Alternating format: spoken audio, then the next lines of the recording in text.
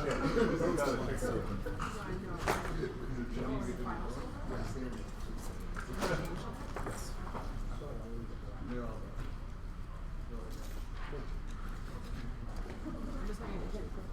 have a pen that's not black? Yeah.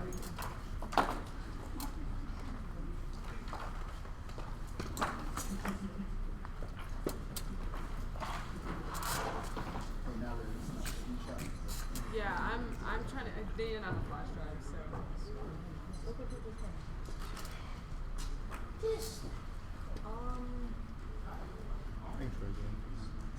Oh, I found it. Okay. Stupid.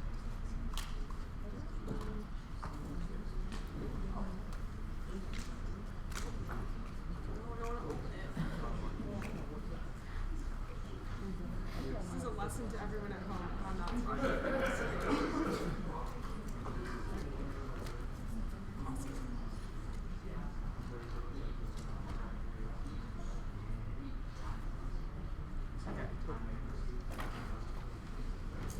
Okay, let's go inside.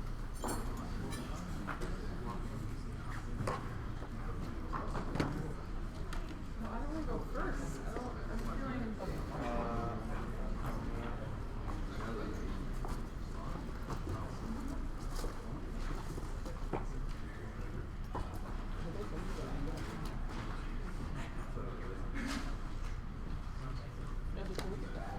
Yeah. I'm gonna thank you and then pass it on. Is that just like it? Am I supposed to? You can help me out. Go ahead. That's fine. You didn't put it on there yet? Oh, it is on there? Okay. You just open it. I don't. You can.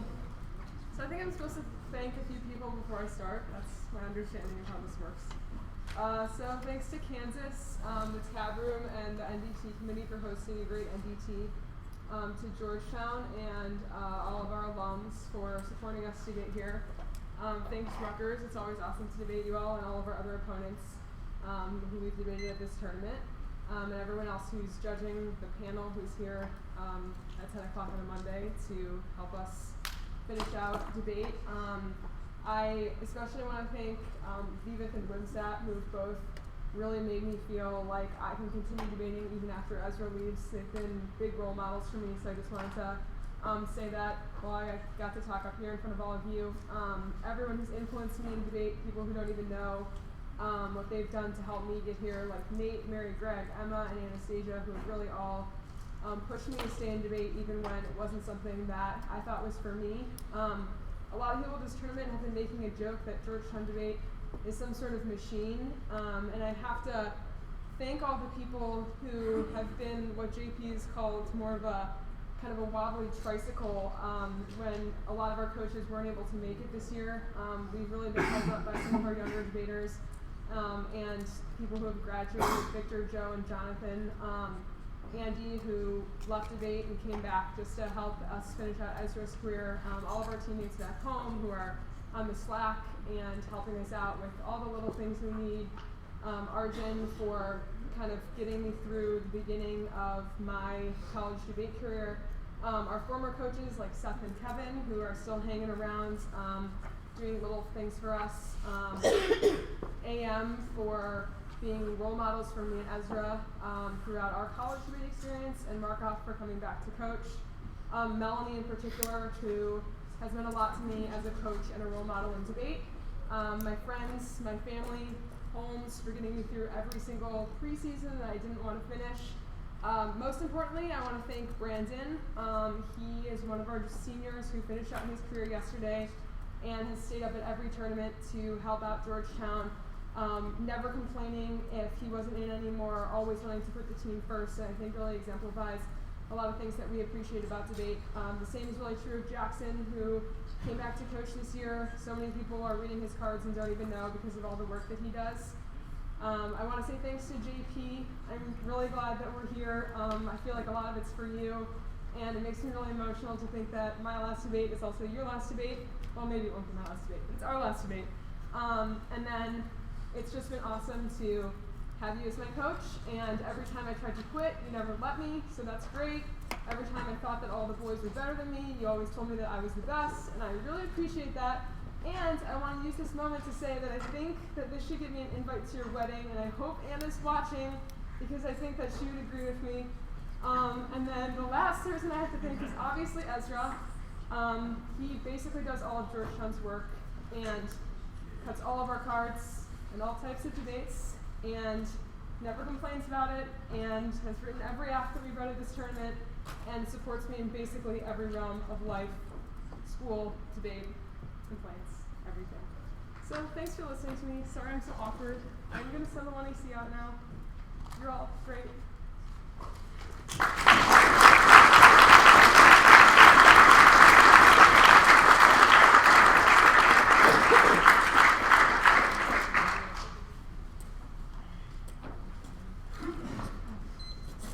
I'm actually never going to for persuasive. Let's hold a moment. All right. Everyone ready? No. Sorry, I'm really sorry. I just sounded so much better when I was going on a run.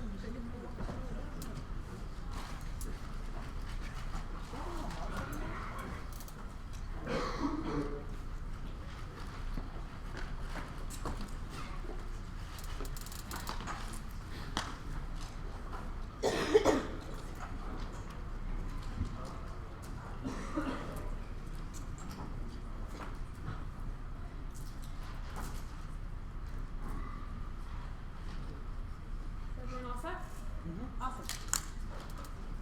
Plan. The United States federal government should create a substantive.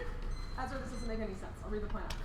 U.S. environmental law in general, and NDT in particular, are based on the notion that the environment is static and action remains final and unresponsive to plan changes in the environment. This demands reconsideration and strengthening of restrictions in response to climatic changes. Only court action overcomes agency dynamism flat. And something even does not apply to the federal actions that maintain the status quo routine remains an ongoing project endorsing the idea that once something is in place, it does not change. These actions are for litigation of belief in a static background has a practical component. Natural processes have occurred so slowly that they generally do not register us.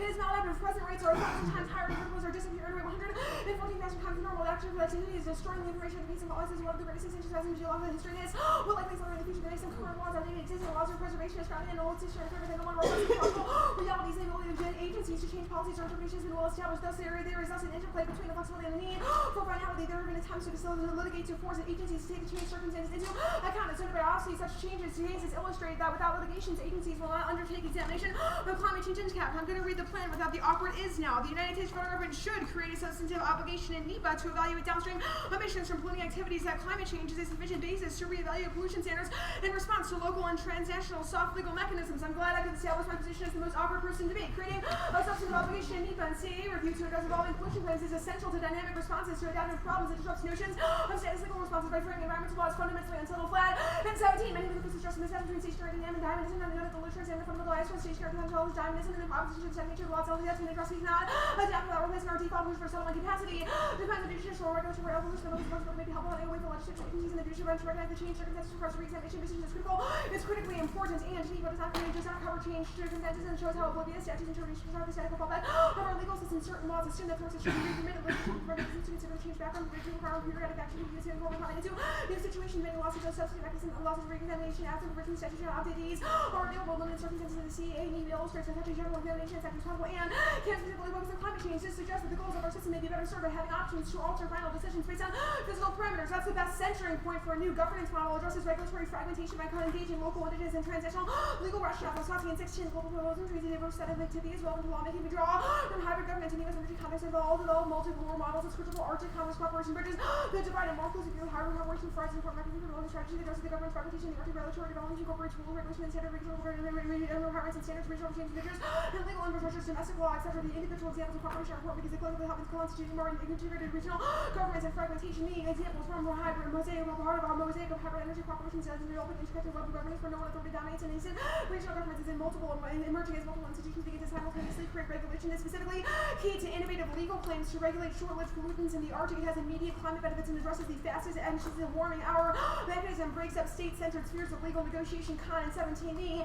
The impact of climate change in the Arctic zones, the Arctic application effect, also known as the short-lived forces. This includes black carbon and can be pinpointed to BC as a component of critical matter from the inclement combustion of light observable particles of snow and ice to radiate and electricity to the warming of these, contributing to the warming of the atmosphere, global landscape, also can have so reveals a diverse array of issues for no systemic approach to emergency regulation displays characteristics of organizational regime fragmentation, AC, production, surveillance, surveillance, and being simply a high-level consolidated form to emerging organization. Most recently, the members agreed upon a framework for action. Members have committed themselves to establishing a BC inventories and exchange on method emissions without creating obligations. Attributes may be necessary to achieve greater effectiveness and mutually achieve through the conventional legal approach because only it engages not only state but also people and other stakeholders introducing a new locally oriented approach to the problem of Arctic warming, resulting interplay worth. An investigation is a contrast to traditional approaches. Commitments under international law tend to lack substance and depth veering towards informational and aspirational metaphors are often involved in votes in the capture of governments. These are can be seen as accomplishing artificial words of one to air pollution governance. Reductions in short-lived climate pollutants are the only way to achieve immediate positive responses to climate change because the GHG intensity provides a bridge for CO2 regulation that solves feedback loops. Howard and 14, the release of methane exceeds all anthropogenic emissions. The difference in this time sensitivity is critical. The climate system is far more immediately responsive to methane. The last method of black carbon are reduced immediately. The surface temperature will warm by 1.5 degrees Celsius by about 2030.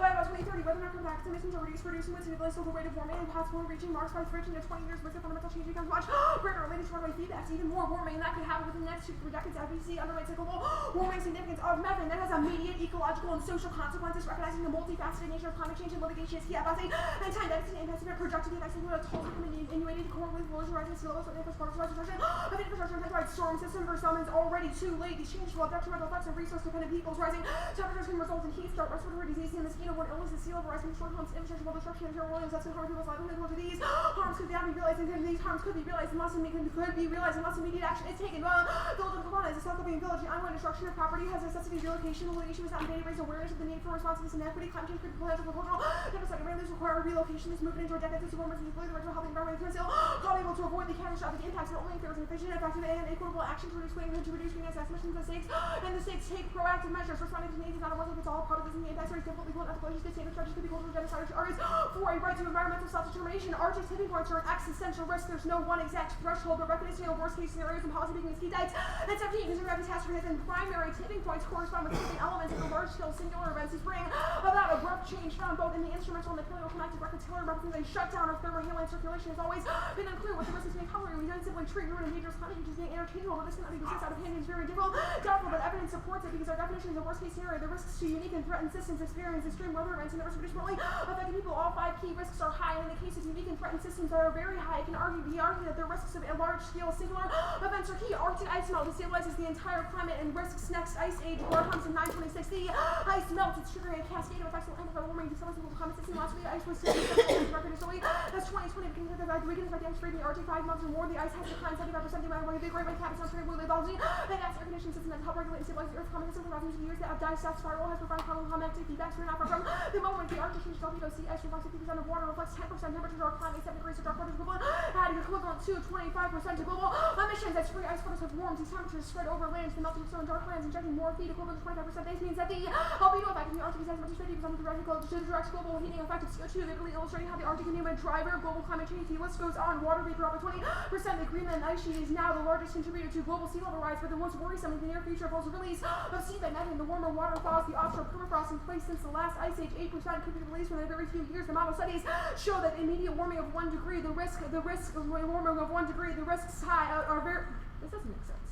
The risks of such an outbreak are very high, as the scientists showed them the observational with other feedback ranging from a slowdown to global conveyor belts, major switching injection, but also have serious impacts. 2 degrees Celsius and unrealistic, so long as it only involves CO2. Requiring an updated assessment of downstream emissions is key to responsiveness and dynamic governance. Burger and 1616. Agency officials of youth need to fully evaluate climate change. Agencies have only been recently done to disclose the downstream emissions as a result of transportation and combustion. Agencies rarely consider the direct and indirect effects. Agencies also tend to evaluate the rest in isolation. The effect of this Atlantic gap is neither the agencies nor the public have a clear understanding of how decisions impact the nation's overall climate goals. The question of whether the need for regulated emissions analysis being bandied about in the courts. Approvals have not been challenged for failing to comply. There are some different conditions with the emerging trends that agencies should evaluate specific decisions and transportation delays and a much much larger chain of fossil fuel production and consumption. This methodological orientation is uniquely relevant for the Arctic. Challenges dominant modes of legal thought. Con and 17, the institutional composition of the Arctic Council allows it to surpass the epistemological limitation of traditional legal order.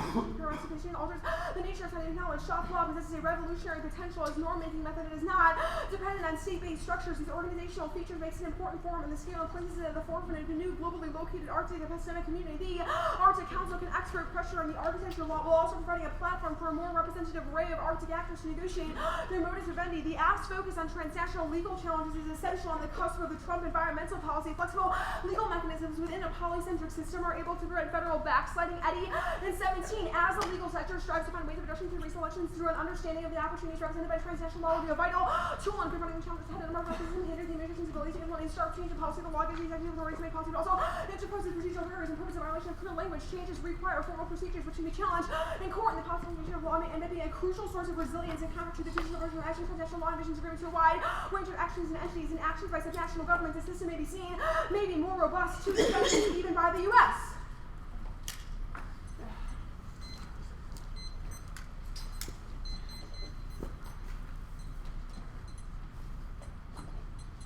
Good? Okay. So, you read the F. We know nothing's going to happen as a result of the plan. Why go F?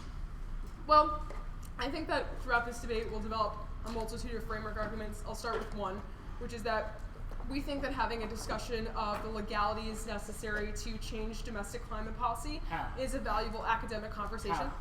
How is it valuable? How would it change legal policy?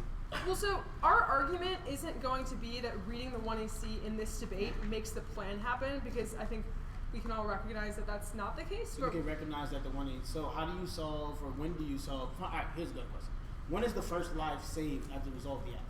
So I think that it's more of an iterative process when it comes to the research and construction of advocacies that are... Research. So like after that research and advocacy, when exactly does the first life get saved? So I think a good example of this is the way that, say, a local movement requires some understanding of the way that EPA policy operates vis-a-vis climate change. So I don't think that's really answering my question.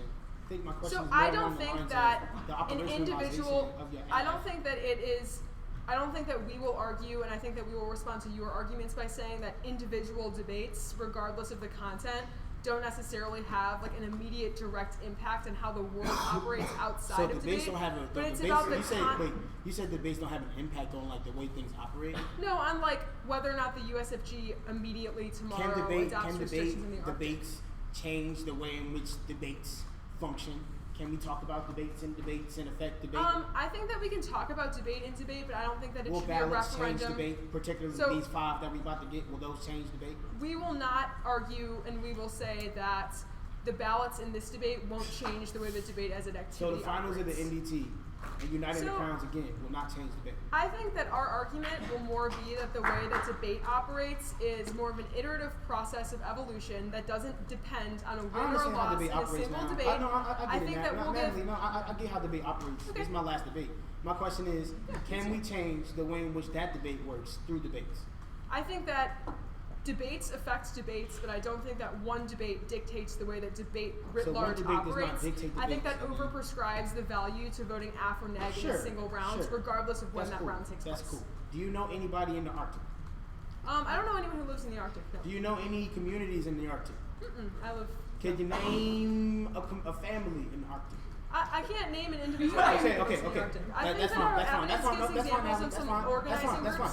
That's fine. That's fine. Why didn't you disclose this app if it's supposed to be about research strategy? We didn't disclose this app because we didn't disclose apps in other debates because we wanted to win the same way that you wouldn't disclose your negative strategy to us. I think that statement is pretty important. So it's about winning. So is it about research and creative strategies and legalism, or is it about winning? We think that competition is very tied to whether or not. So competition is tied to the way in which we learn about community, right? Cool. All right, you can get thank you speaking to me. Get it in. Oh yeah, I forgot. I get another. Don't make it the same. No. It's gonna be way shorter, y'all. Nowhere near as long, please. Niggas like I say it was 47 minutes. I got things to do tonight. Alright, so I really first off have to obviously thank God because this was never supposed to happen. I have absolutely no idea how this happened. This is amazing. It's still unfathomable to me. I really want to thank my family. I realized that in my original thank you speech I didn't, and that's really messed up considering that my older brother, is the reason why I started debating in the first place. He started debating in the St. Louis Urban Debate League, and I always have wanted to be like him and wanted to do the things he does. And sure enough, I stuck with it, and here I am. I also want to thank my little brother for being my little inspiration. He's 8 years old. We have a huge age difference, but we still watch the same cartoons and everything. So it works out fine. We have great conversations. But I hope that Aaron can watch this video because he uses YouTube now. And he's watched me debate, which is weird, but that's how kids and technology are now. But I hope that you can watch this and be proud of something and know that you didn't get to grow up with me because I had to be an adult. And I hope that I can be a model for you. I obviously want to thank all my coaches, Willie, Carlos, Kozak,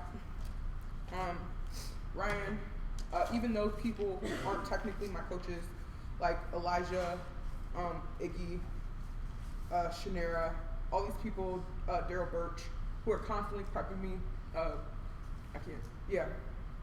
all the time. Few logistical people, of course, Nancy Cantor, the Chancellor of Rutgers University, Newark, Brent Ferran, the Director of Newark Debate Academy, Dean Holzer, the Director of SPA, which is the school that our school is housed in, Mayor Baraka for holding me down with my internship, which has taught me a lot about, the legal system, and our Assistant Chancellor, Marsha Brown. I really, really have to give a huge shout out to my squad because I've been a part of a bunch of different squads, but I can say that this is phenomenally the best squad I've ever been a part of. Chaz, you are the future of debate. You're about to be on. Next year is your year. You're going to be amazing. Lulu, thank you for being here, and thank you for all you've done for us, and thank you for, just holding us down always and forever. I'm sorry your career ended the way it did, but you are an amazing debater, and this activity does not define you or who you are. Obviously, Jay, Andreas, Heaven, it's just a bunch of people on our squad. I love each and every one of you all. You all mean the most to me. Of course, all of the people who sent their energy to me and who was wishing for this, who were hoping for this in the cosmos, who made all these things happen, who gave their energy to me, because I know energy is something that we cannot waste, nor should we waste. I thank you for giving that to me. I thank you for giving me these moments and making this all possible. I want to thank you and Casey for our debates and what they meant to us. I also want to thank USC for an amazing debate this morning. Those things meant a lot to me. It just happened that the K bracket debated each other. Ironic, right? I really, really appreciate y'all. And I'm happy that I was able to make it here, well, we were able to make it here, because this is definitely a community. And Rutgers, our model, and the way we've decided to debate, the way we approach debate, was that it is about our community, and it's about the people that we can actually affect, and the people that we hope to see in the future. And I'm very happy that y'all have been willing to love me in that community and want nothing but us, because we want nothing but y'all. And I'm really gonna miss these moments, and I'm gonna miss all of you people, and I'm gonna miss debate in general. But I'm really, really happy that I got to share this moment with all of you people. And I especially have to thank Devon. You're like one of my millions of debate partners, but obviously it worked out the best. And even if we don't get married, this is something that we can't separate. We will always be Rutgers and men, and we will always have them Burberry watches and that trophy.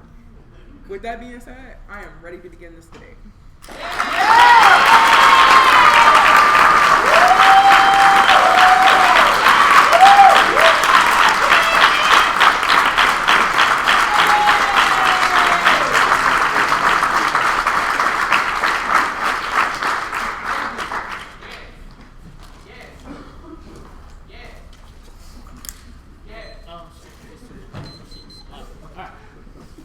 Okay.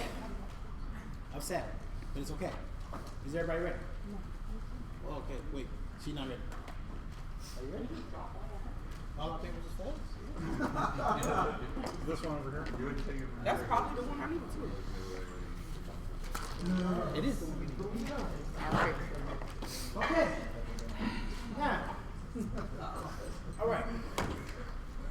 Are y'all ready? For our final debate, I would like to take you on one of the last journeys that I will ever take you on to the land of motherfucking petty. Now, this is going to be a special occasion. Oh, by the way, I'm your tour guide. My name is Devon. Hello. But this is going to be a very special occasion because this is not just your normal tour guide through the land of petty. No, my friends, no. This has a couple of tour guides about and throughout our community that's going to help us through our lesson today. And to my left, I have my cohort, Mr. Konave, and on our side we have our opponents, and these will be the subject of our roast, as well as the panel, as well as the people in the back of the room, not in the front.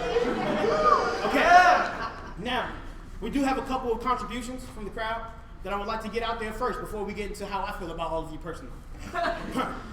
So, in reference to the entire Georgetown debate team as per their cover photo on Facebook, apparently they look like the family from The Purge. They look like the family from The Purge. It says, apparently, Natalie looks like Rose from Get Out. I'm not sure if she's on your team anymore, but apparently Melanie Campbell looks like Kim Possible. I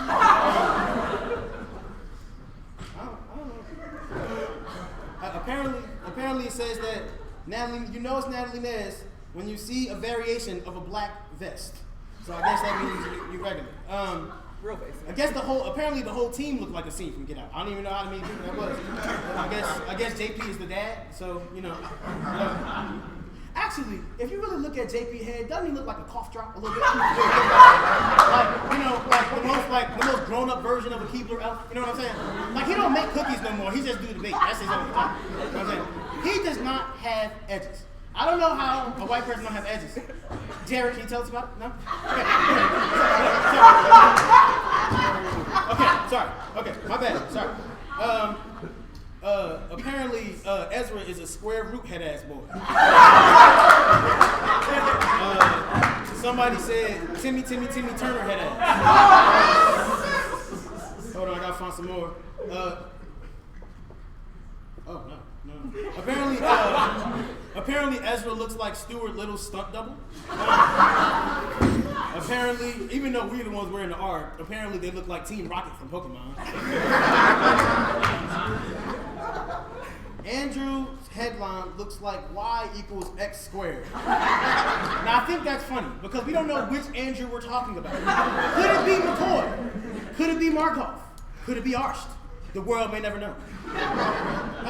Ezra looks like the link to anti-blackness, apparently. I don't even know who this next person is, but apparently Kevin Kallmeyer looks like Beowulf. I don't know. All right, you want to read this joke about the judges? Apparently Marquise looked like a lemon head. I don't know. I don't really know what they said. They said Marquise looked like Uncle Ben nephew. Okay. Oh, my bad, Kevin. My bad. Before I finish, I've been told for 2 jokes specifically from you, from my man Ryan Watts in the back. First is that apparently you look like Big Booty Jew. Secondly, apparently, I forgot what I said. I don't know. What was the joke again? About Kevin? Yes. You're the it was the Chun-Li files, like Street Fighter. Okay, so I have a few people that absolutely need to be interviewed. Right here, we have motherfucking Ezra Stuntman. Give it up for Ezra Stuntman.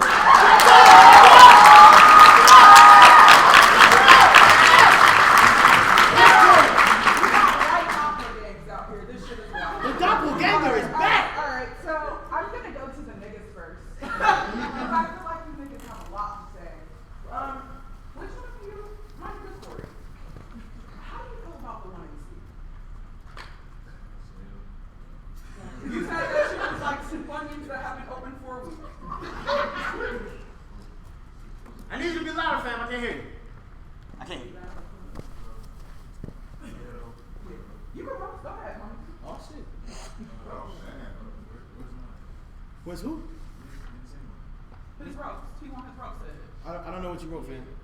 So you said? Okay. Is it on everything? Ezra looks like Mandark from Dexter's Lab. Is that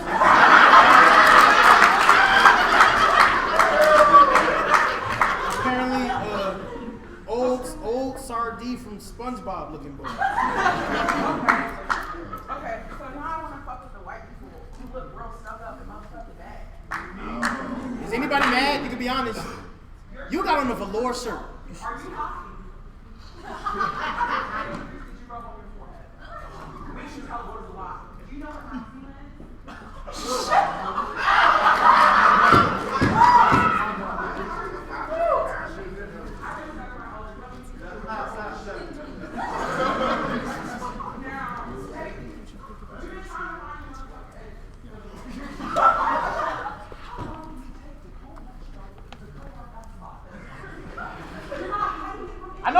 I know the answer. He can't comb it. It's not long enough. Okay.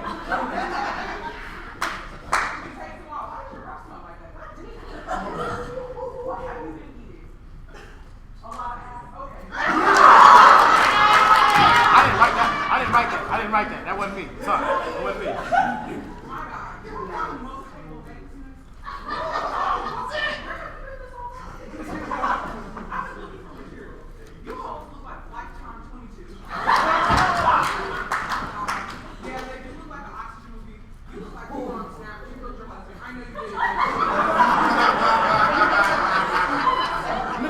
Nicole, we got celebrities in the house. Oh my God, I can't even believe it's here. Louis C.K., what are you doing here? Why are you?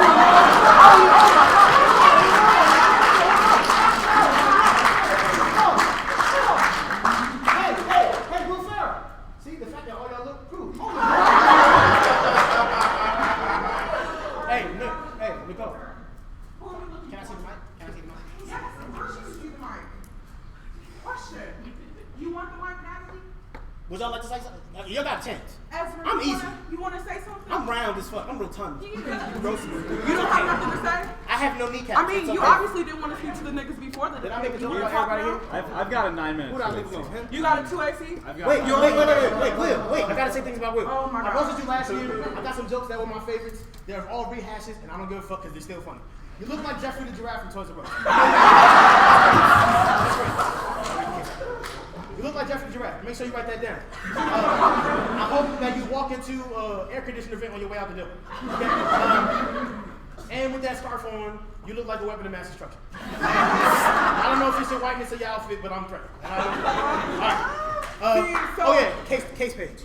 And the interpretation. No, for real. Case page. For real, y'all, we really got a case little page. Case page, please. A interpretation that firmly must defend the actual restrictions of private sector emissions that is tied and dependent to the bodies and voices of the speaker, grounded activism, knowledge of being able to make speaking all this speech acts political. B violation of firm that has not decreased greenhouse gases nor today the actual plan that does so simply even given a suggestion for what the United States federal government ought to do. See, vote negative on presumption one. Talk is fucking cheap. The checks have been signed and the United States government has literally fucked up everybody's credit line. And voting after this debate will not actualize any advantages that have been discussed. Two, there's an infinite amount of plans and initiatives that policies the United States could possibly do in order to decrease greenhouse gases. The firms could be out there. There's limited ways and amount in which these individuals can actually change in this room. Three, predictability. Our interpretation means that negative only has to defend what the other person and team does inside this room, not some random harm. De-education topics, education after interpretation occurs bad debate and not encourage you conditionality, political counterplans, international fiat, as picked to the other bad debate. Two, basic big politics are bad. We should reject that, just like we should reject Natalie as. The interpretation the negative have presented is one that gets you away from the fake bureaucratic system and policies and systems that don't actually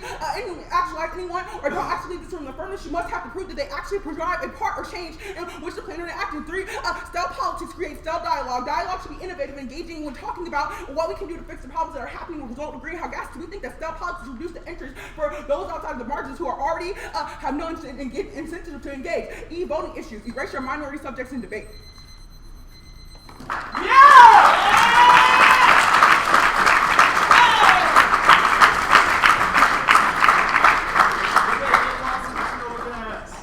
You said who? Oh, don't you ever look at them and think that they probably get lost in the snow? Like, you probably go, they don't live too far north.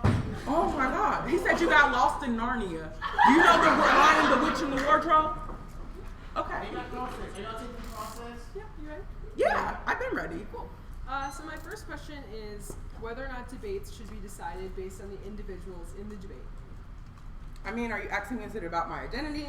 So, like, do you think that the judges should be voting for the app or for the neg because of the people and who they are as individuals? I don't think that I'm, like, simply an individual. You vote for a team when you vote for debaters. So, do you think that the judges should be voting for or against the team because of the two individuals who comprise that team? So, Are are you you saying asking me that if we- you're are you white saying- and you should lose because you're white? Are you No, asking I'm me? not- Are you I'm not- asking? I think that is what you're Are asking. you asking if You're the like, ballot- should we No, lose because because we're individuals? I'm asking whether or not the ballot should be a referendum on who the debaters are as people. It could be race, but it could be other components of identity. I don't think that we've that's ever what we- I don't made think that's that an our argument. But that's why I'm asking. No, I don't think that's our I don't argument. think that's I don't our think that argument. because someone likes you or likes us more that they should vote for that team. I don't think that's Okay. our argument. So how should the judges decide who wins or loses the debate?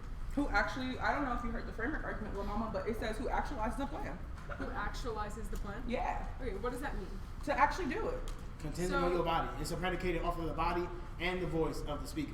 When Just you because say- you spoke it, you need to embody it. You're missing that part. So what about the negative embodies the plan that we've presented in this debate? We don't have to embody your plan. That's You didn't what even it give is. us your plan. You Hold on. didn't want us to embody it. You said that the role of the judges was to decide who best embodied the plan. So Who did said that? So what is the Do you role think of the that judge? we should embody your plan? No. So We said any your plan? shit, listen, Lil Boo, your shit is stale.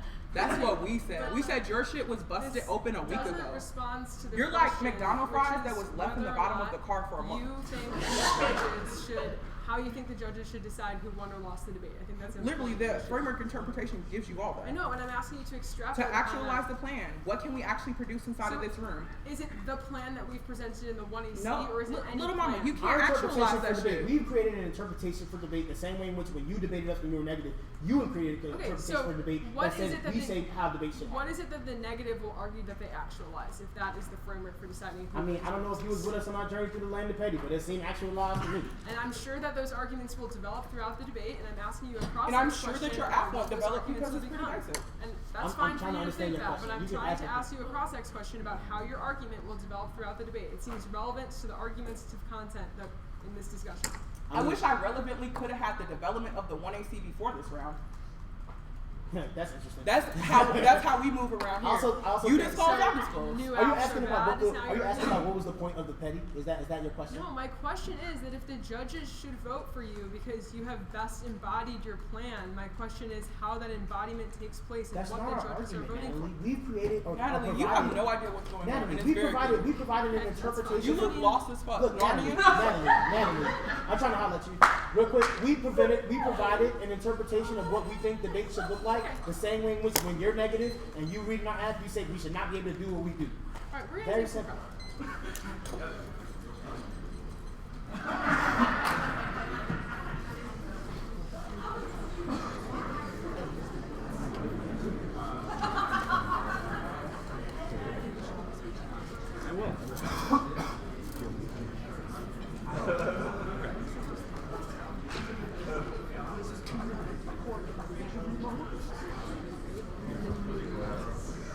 Yeah. That's what I got.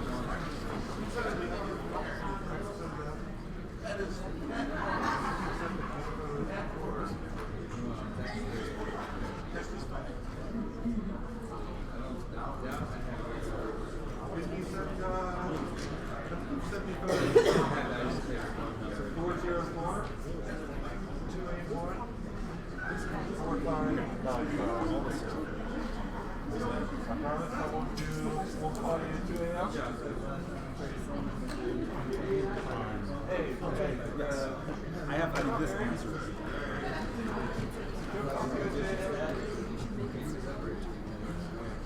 Sorry to be thoughtful for you. Unfortunately for you.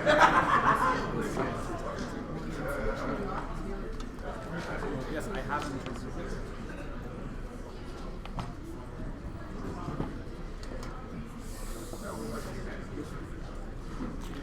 Okay. to evaluate the 1AC versus the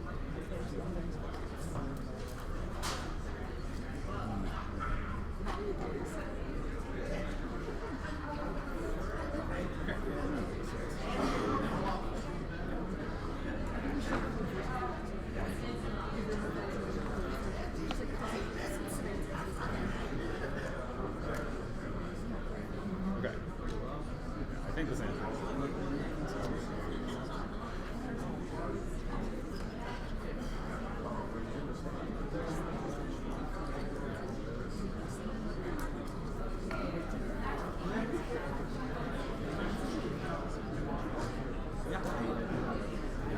We're all set.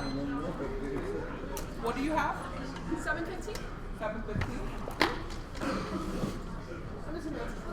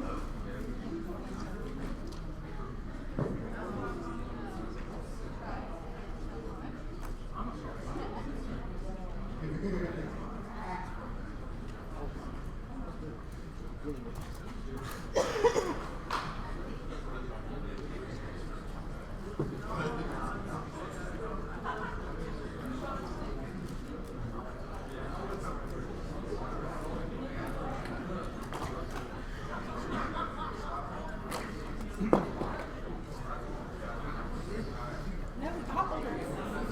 You're 20. Okay.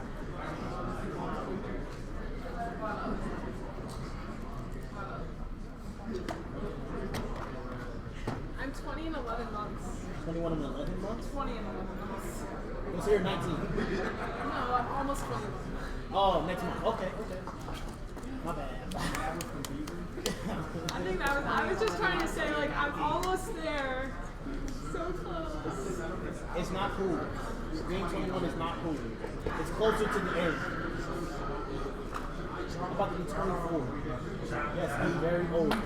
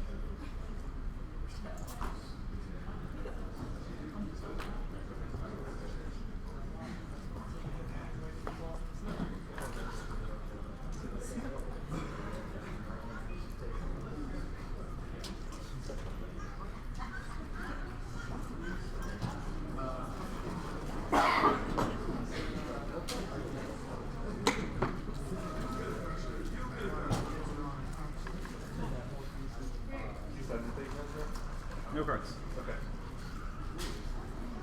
What's the order? Case and then the K.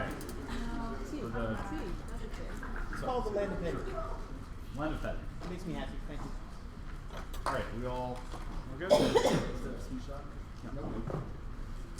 All right. I want to thank the NDT committee. I want to thank Kansas for hosting. This was an absolutely marvelously run tournament. Everything was done with class, and it worked out fantastically for everyone. And I cannot thank all the work that Kansas and Dr. Harris did enough. I want to thank Georgetown. I want to thank all of the alumni who are out there who help us, even if it's completely behind the scenes. That is not something that is forgotten. I want to thank all of the people who came here with us, freshmen, sophomores, etc., all the people who are helping us out from home. It is a thankless job, but it's one that we don't forget, and it's one that I will not forget, having done it myself. I want to thank a few people from my high school, Julie Scheinman, Ann, and Angela. Little known, I went to a high school in New York. We didn't have a very large debate program, but these people brought me into the activity, and I cannot be more thankful for where it's taken me. I want to thank all of our coaches who couldn't be here and who've left: Melanie, Seth, Kevin, and Andrew. All of you have become role models for me, the work I want to do when I'm done debating, and hopefully the type of debater that I've become. I want to thank Rutgers and all of the people we've debated this weekend, and all of the people I've debated over the past 4 years. Debate only exists because of competitors, and having those people around is why we all do it. And the true thanks goes to everyone who's on the other side of the debate. I want to thank all of my friends and my parents who are supporting me from home, who largely don't know how any of this works, but choose to be interested in any way for my sake. And a few other people. Natalie already spoke about Brandon. He's a great friend of mine. He's someone who deserves far more recognition than he'll ever get, who works tirelessly to help us, and who epitomizes everything I think is meant by Georgetown. I want to thank Jackson, who came back to coach us this year, who taught me not only how to research, but I think how to be a little bit, more of an adult and a better person too.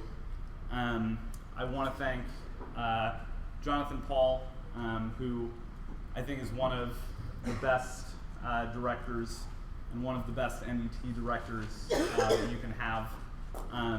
He taught me the ropes after I gave my first practice 2AC and dropped 3 off-case positions to where I'm at now. And finally, I want to thank Natalie. She is absolutely amazing, both as a friend and as a debate partner. She helps me in life and in the 1AR when I do not say enough things in 2AC. And I could not be any more thankful. You can't graduate. It's so sad.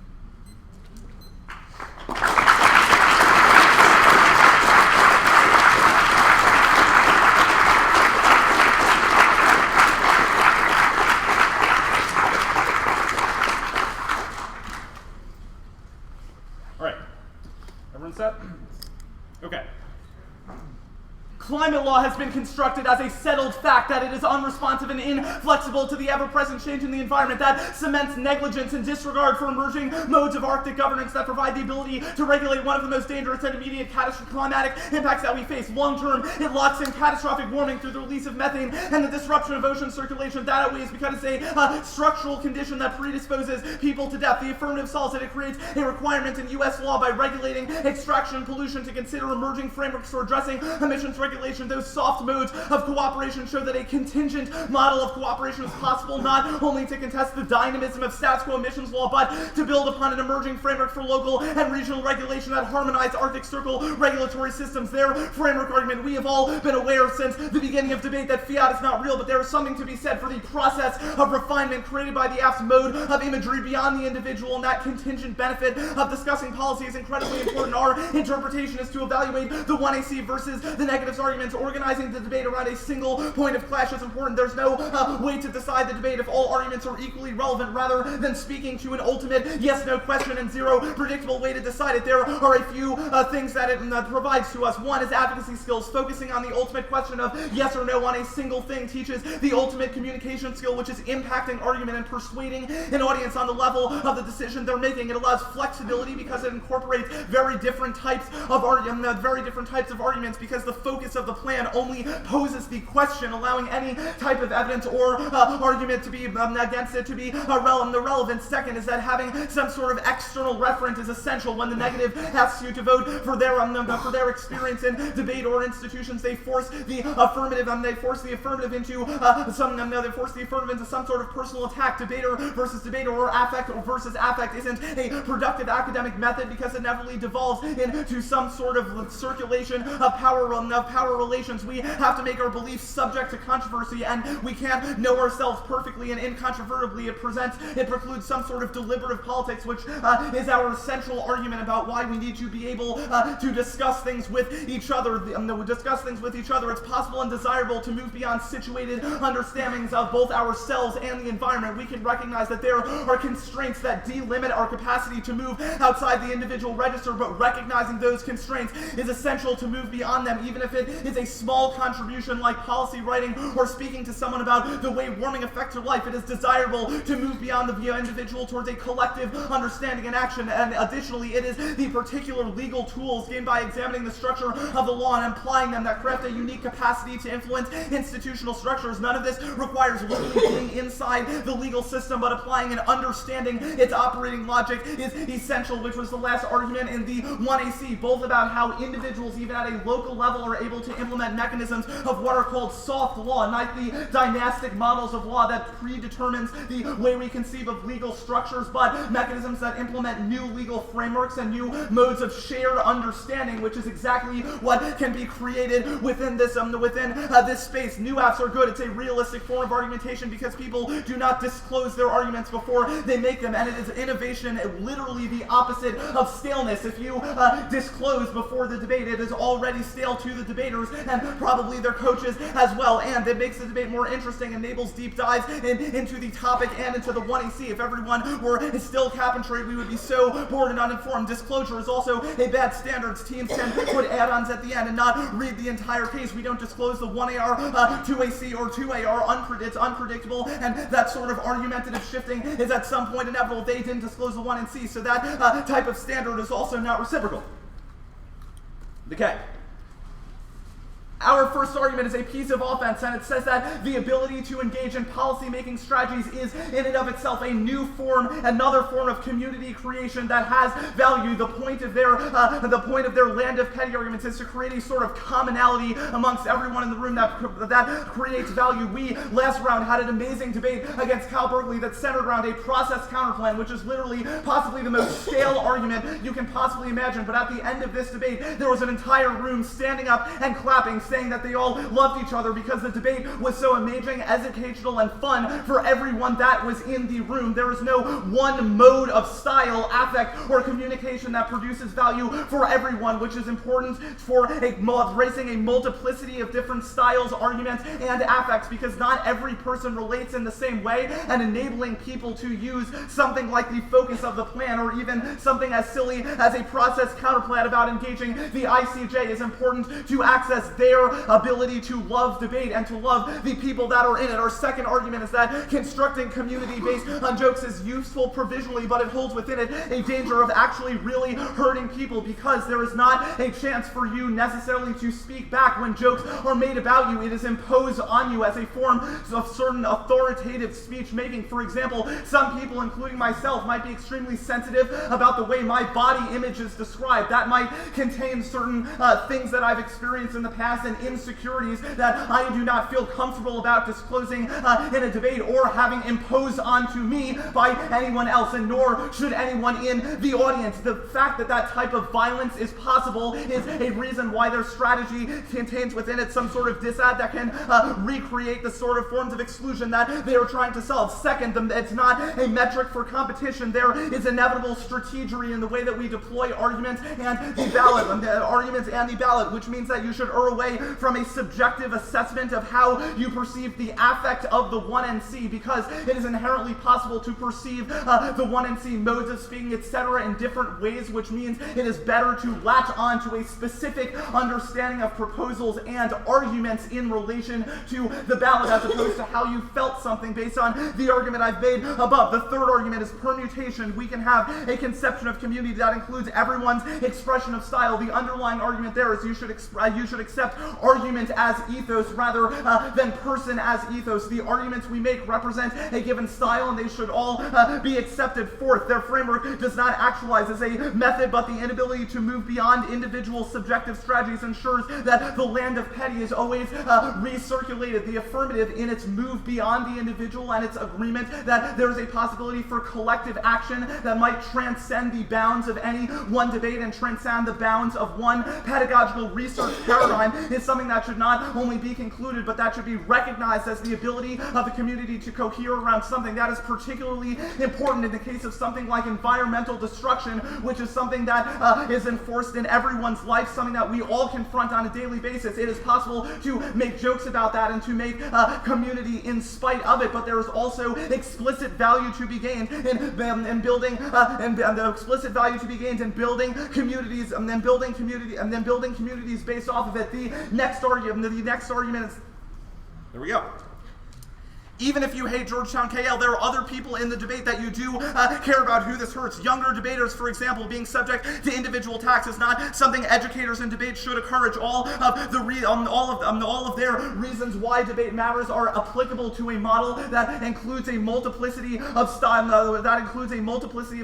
allows a number of people to engage in the same space and form of community making. However, it should never be subjected onto someone that they can never exceed the boundaries of that community. One concrete example is the way that the research that is developed by policy debaters can be applied to the way they experience community. Maybe their form of expressing commonality in debate is that sort of recursive development of skills and research, which enables them to become agents in certain spaces that might be closed off by the negative interpretation.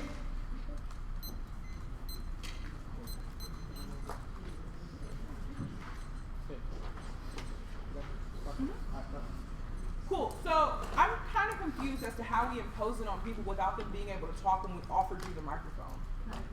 Go for it.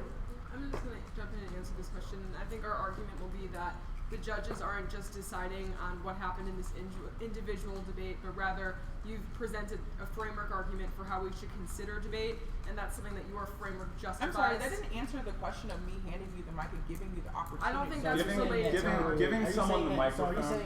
Are you saying that our method does not allow for like a dialogue or a conversation between two folks? Our argument is that giving someone the microphone does not change the authoritative structure that is established by the people who are allowed to make jokes as their method. Who did we say couldn't make a joke? Because you're making You didn't say anyone couldn't do it, but 9 minutes. So where is the metric or the binary that we create a violence if everyone is allowed to participate in it?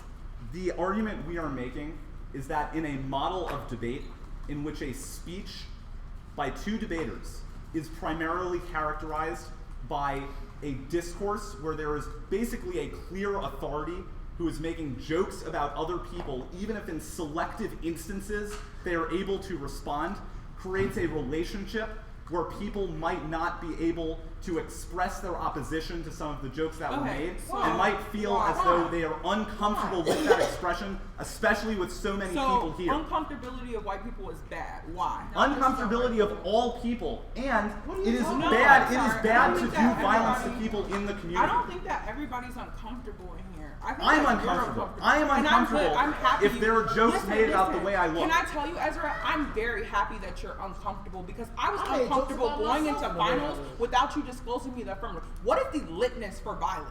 There is a difference between doing violence to someone and making them feel uncomfortable based on their body Your image, body makes me feel based uncomfortable. on their body what is image the litmus for versus uncomfortability? disclosure. All right, Ezra, here's a question for you. In your negative round against us, round 8, was your argument that says that we ought not be in this space, was that not violence? That was not our argument. Yes, it was. You No. went to framework and literally said that we That should was not not be able our to argument. speak.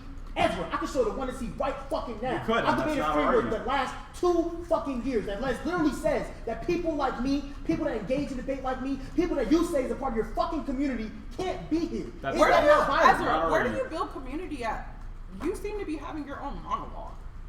I don't think we're having a monologue right now. I think certainly. you are. Nobody I else is made an speaking. argument about how our interpretation, including a number of other affective strategies, is able to allow for people to When do you express include us their in your love for interpretation? community in different ways. When do you include us in your interpretation, and what does that look like? I'm saying that debate should not exclude any Is there a type debate of community? argument. Is there a line community right now in debate? Is there a what? Is there a community in debate? Debate is a community. No, but I'm Absolutely. saying, is there a community right now in debate? Yes. Yes. Debate is a community. So it There's is a community. debate. But we can exclude black women from our ceremony. That is and not we can our- separate and sit on the that black is people not and our white women. argument. And the white people in this room, I'll take that.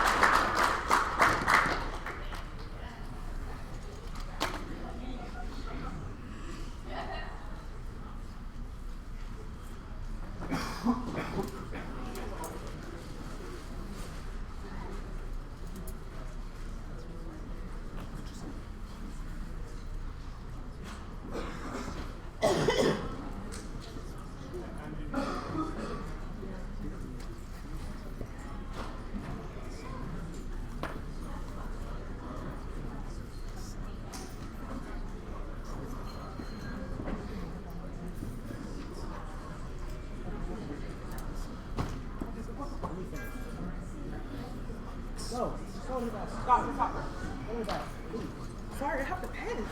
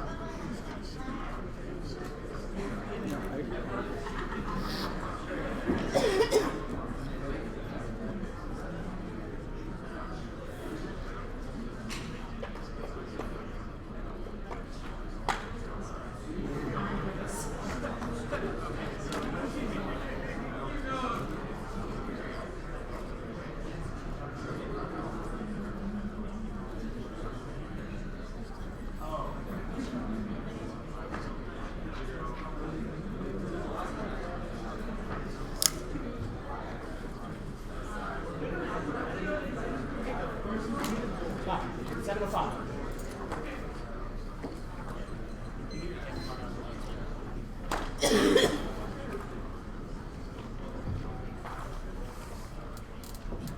Hey, I'm reading the card, y'all. I'm gonna give it to you. Okay.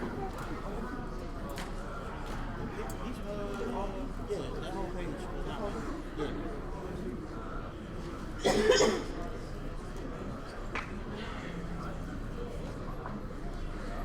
This whole thing is very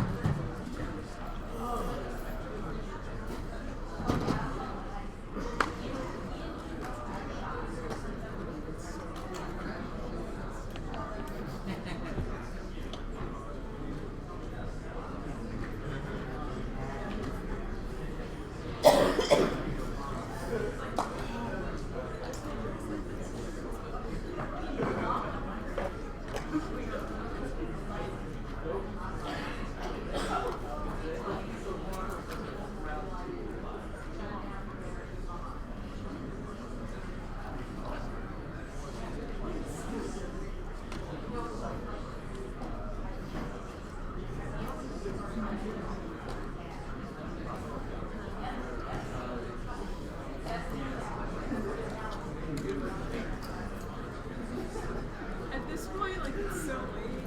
We're all served. I just like asked her, I was like, I have 2 papers due tomorrow. Do you think I can get out of that? He was like, probably.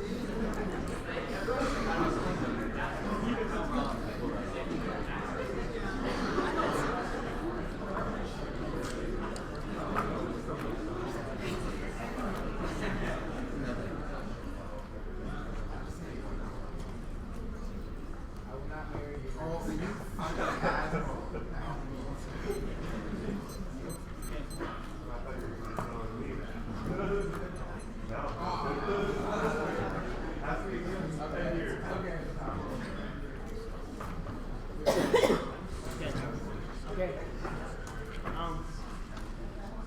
I just got a couple people that I want to thank.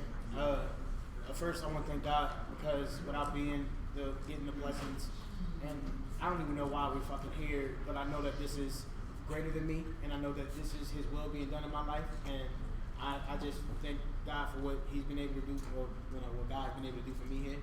I want to thank my mom. Before the NDT, in between seasons, she told me to think outside the box, go big, and try your best. And I've been doing nothing but that this entire tournament. This is my last tournament debate, and this is my last round. It's been a very long career. A couple people that I think I already last speech, but just to reiterate, just a few. Kurt Shelton and Randy Mitchell, 2 of my first ever debate coaches, taught me all out everything that I know about whatever's going on here. I coach the staff at Rutgers. Kozak Willie, Carlos, Ryan. You guys are the baddest fucking coaching staff ever. And not only that, but y'all are a great group of friends, a great support system no matter what I'm going through. I really appreciate everything that y'all do for me beyond whatever this debate stuff is, just making me a better person. And I appreciate you. My team, I love y'all. Y'all make me want to do better. Nicole was lying, Chaz, this your shit next year. You're going to be up here. Lulu, me and Lulu been not partners, but been teammates for about 10 years now. I've been amazed to watch you grow, become the debater that you are today, man. And I'm so fucking proud of you and what you've become. All of our rest of our team back home, Jay, Andres, Heaven, our squad has been something that's been near and dear to my heart for a long time in my life. And I'm not going to let it go after this. So, just saying, I want to thank the community and talking about a particular community that is near and dear to my heart, the people that was in the room with me before this debate, and the people that wasn't there, but you know who you are. I love y'all. This might be my last time fucking with y'all, but just know, even beyond this, I hope the greatest for everything for you. Get your degree, go out there and get it. I'm saying whatever that means for you, but just make sure that you're going out there and getting it. Debate is a good place, but at the same time, a lot of the shit goes under the rug here. And a lot of things that we don't discuss end up not getting talked about. And the way we debate and the things that we debate about have been dedicated this past year to explaining and exposing and discussing those things and bringing them to the forefront. And hopefully, whatever. I don't want to get emotional, so I'm just going to speak. Thank you.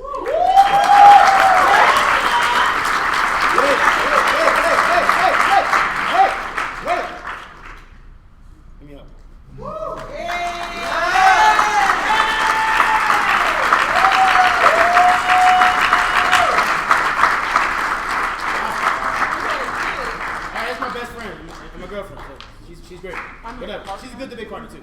Whatever. All right. Yeah. Winning and stuff. Okay. So the order will be case and it'll be a framework argument. I will be reading a card.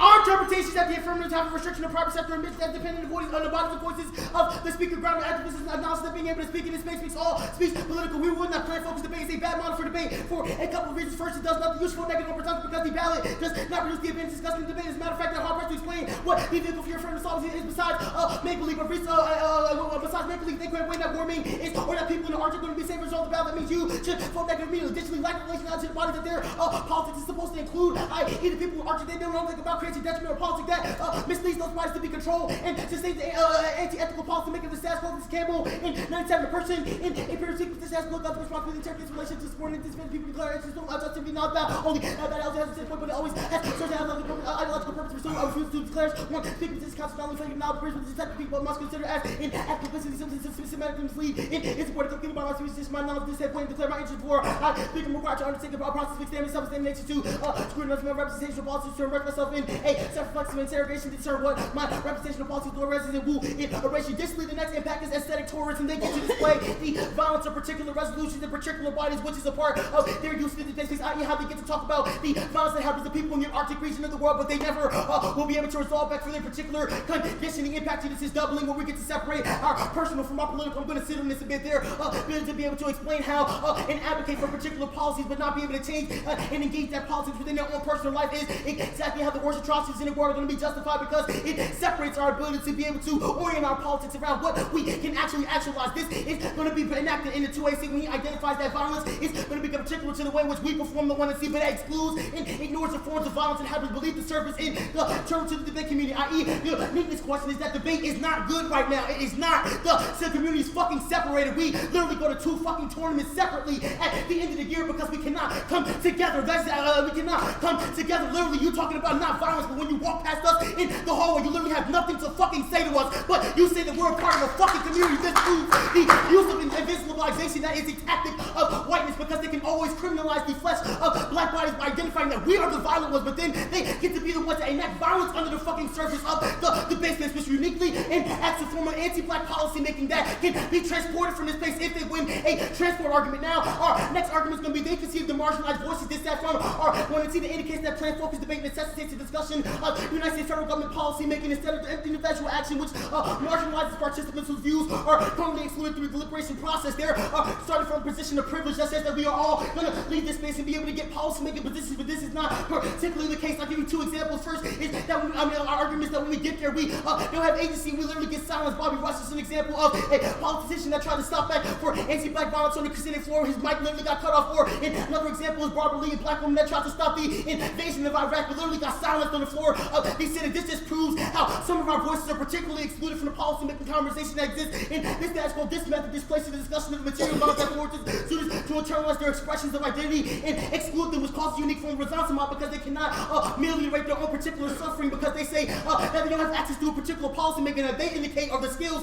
that they indicate are so fucking necessary to deal with unique particular populations. Now is the basic affect argument. They say that they're not stale because they did this schools. You're fucking kidding me. Your 1AC is exactly what we are criticizing because it is part of the same type of plan-focused dichotomy that says that you will never have a personal relationship to the way in which your politics can necessarily get operationalized within this space. This form of politics fails to export the potential advantages of your policy because it's not innovative and because of the same type of stale forms of debate that exists in the status quo. If uniqueness proves that there is nothing changing about the conditions of people in the Arctic because of debate that disproves that the 1AC performance does not access the particular skills necessary to be able to challenge it. That's why our interpretation is paramount because it is the missing linkage between enacting the policy of research and information. I'll set up a dichotomy here. First is information and education is going to be the framing by which you understand your skills. Information is the research paradigm that Ezra says is so fucking important about debate, but the impact is that information never translates. Our argument is that education is the priority because it takes the things that we research and actualizes that and put that shit into a unique form of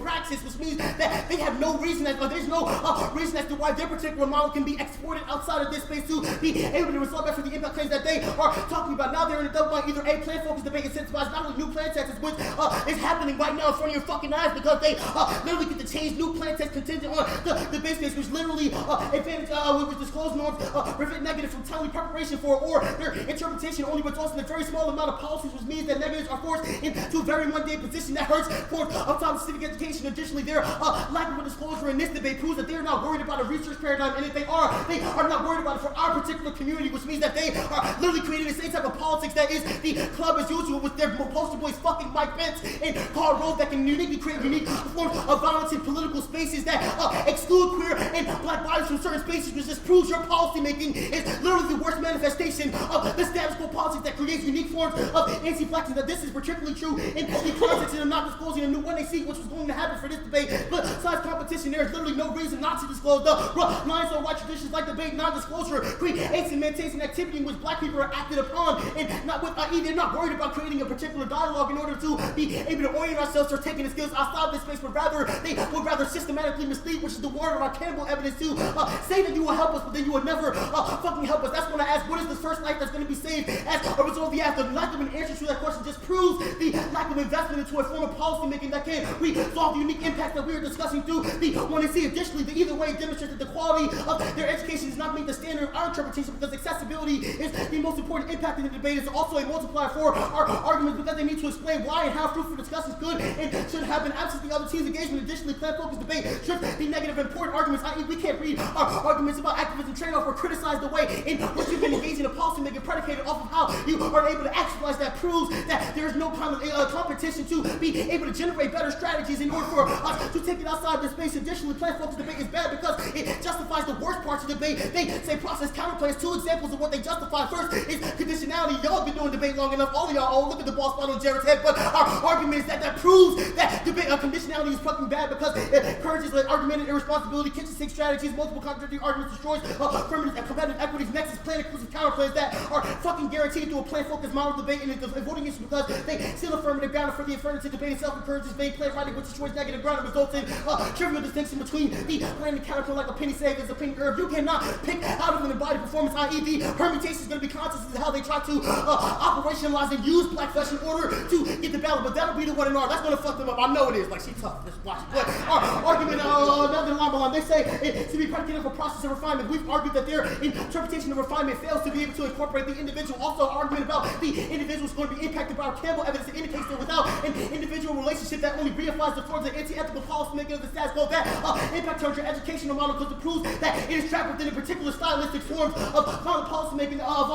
They say that it needs to be a way to divide. If I went to ask and egg, we don't foreclose that. Our argument is that your criminal needs to be contingent upon what you do in the flesh. Two examples of an embodied performance. You should be able to teach all the kids in this room how to fill out an EIS so they can take it back to their own particular community and be able to challenge climate change or private sector emissions from their own locality. That is a way to mobilize our politics external to this space that actually tends to create a change in the world. Another example is Rutgers CS's shout out to Peanut and Lulu, but our argument is about creating a sustainability plan by which you can go back to your community and be able to challenge climate sector, private sector emissions from trucking industries like XPO Logistics that their affirmative was about, but you can create a strategy and teach us how to do that so we can take it back to our house. This is the best form of exportable politics. We are the missing link between the ability for us to take our skills. They say advocacy skills. We said get the same fucking thing but our advocacy skills are particularly better because it creates a unique practice by which we can take those skills and be able to go external. They say that they force the athlete to personal attacks. No, our flesh is personal. Our arguments are personal. We can't divorce who we are from this space. When we come here, we are just as fungible as when we are out fucking side. But it becomes a question about how we can orient our politics to be better for our fucking communities. So we can take it back home and teach us about it. They say controversy, but you have never fucking switched sides. You were never engaged in a debate in which is going to be not about the resolution. It proves you don't access indication this impact towards your education claim, but because we create new forms of advocacy skills that can literally teach you how to be a better policymaker than the people that came before you on Georgetown's team.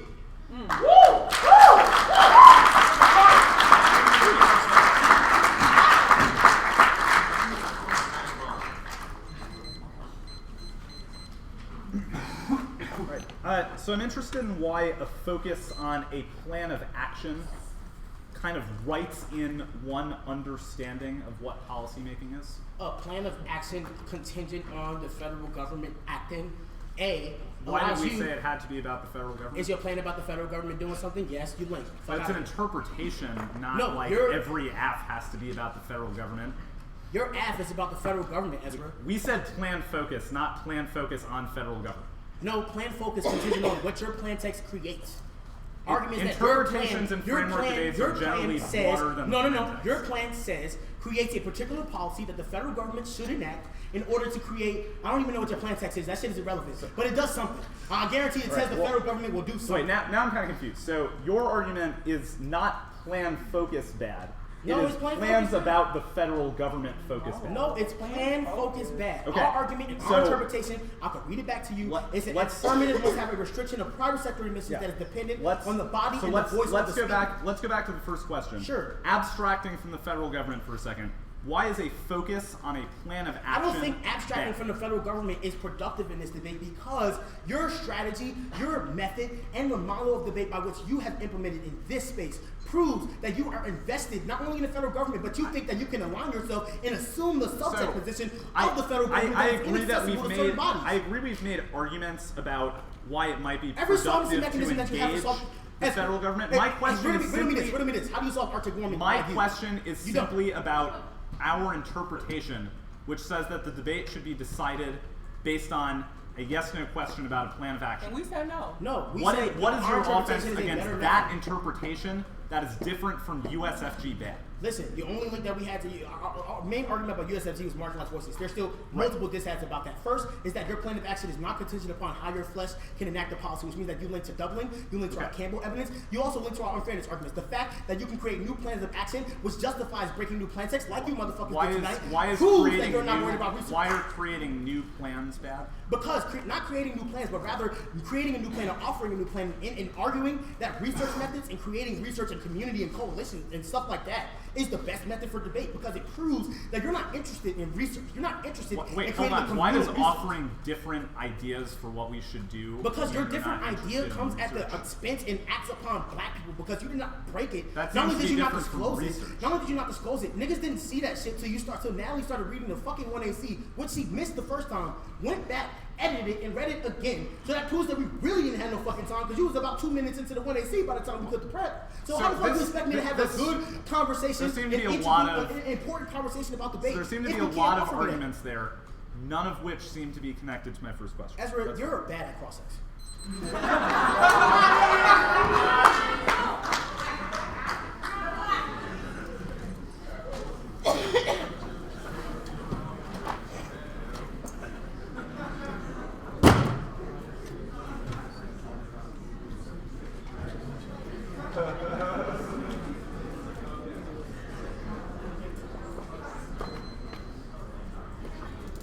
Alright, I'm ready.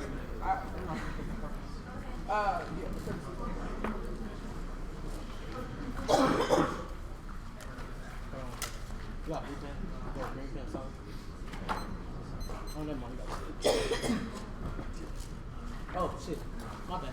Does anybody have any water I can drink really quick? Hey, it's my question. Is there any water? I can't drink that. Oh, like that sugar. Oh, it might have spit on it. My bad. I just need some water. Water? Thank you. LT got it. She good. Shout out to LT.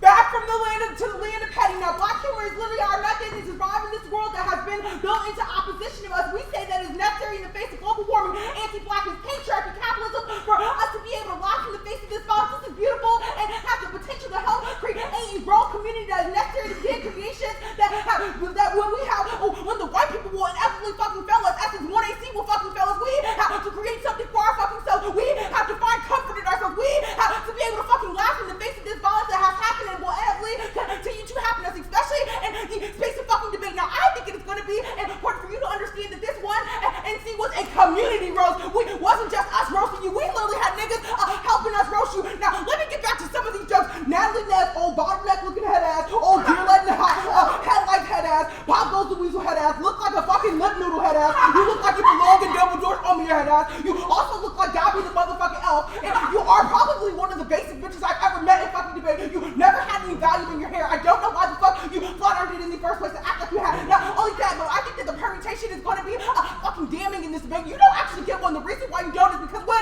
the niggas handed you the mic, you refused to fucking talk to us, which shows that you will always inevitably fucking walk away from niggas in the first place. We don't want fucking community with you, but instead we want you to be fucking uncomfortable. We said why uncomfortability is going to be a net benefit to the advocacy, and the alternative is why you white people didn't want to fucking talk to me in the first place. Ability to literally understand and dictate the way in which things are predicated in the first place is why it's okay for us to make you uncomfortable. You don't get it. We are always fucking uncomfortable in this space. This space is parasitic to fucking black women, especially black women, in a world where you don't even fucking remember us at your fucking award ceremonies. Yeah, you want to fucking claim community. You can't fucking say our name, bitch. You will say motherfucking Savannah's name at the end of this shit. At the end of the motherfucking day, we say that we will not and cannot be motherfucking stopped. The ability for black humor is going to be that double speak that allows for us to really have this subversive conversation while all these white people are in the fucking room. You don't know what the fuck we are talking about. These subversive ideologies have been literally used all back from fucking slavery. This is how we fucking survive throughout this world. It's literally that double speak. You don't know what's going on. These white people are uncomfortable. All three of you white people inside the ballot and will have this ballot. It's good for that uncomfortability. It's good for Louis C.K. to know who the fuck he is. We know you are his stunt double, fat fucker. I think it is important for you to know that and for you to understand that. I also think it is important for you to be uncomfortable. I also know that it's important for us to break down white beauty standards because that is literally what dictates and allows for toxicity to exist in the first place. This is why white beauty standards are bad, because they literally dictate and negotiate what is good and bad inside this world, which is why it is good for us to make you fucking feel uncomfortable about your fucking body, Ezra, because your body has always been in opposition to mine. I have always been uncomfortable inside of my body because I am a black woman who is literally going to be rapeable in the status quo, making my body always open up for interpretation. I think it is good that we finally get to say something about y'all white ass shit that is not fucking beautiful to us. I think that it's beautiful that we get to talk about you like a fucking dog on camera, and you have to go back and look at this, and your mom will also watch this shit. I think that is beautiful. I think that is going to be powerful for us to understand that we want to change the way in which debate happens and operates in the status quo. You can no longer walk past me in the hallway. I bet your ass will speak now. And not only that, I'm going to get to this slide.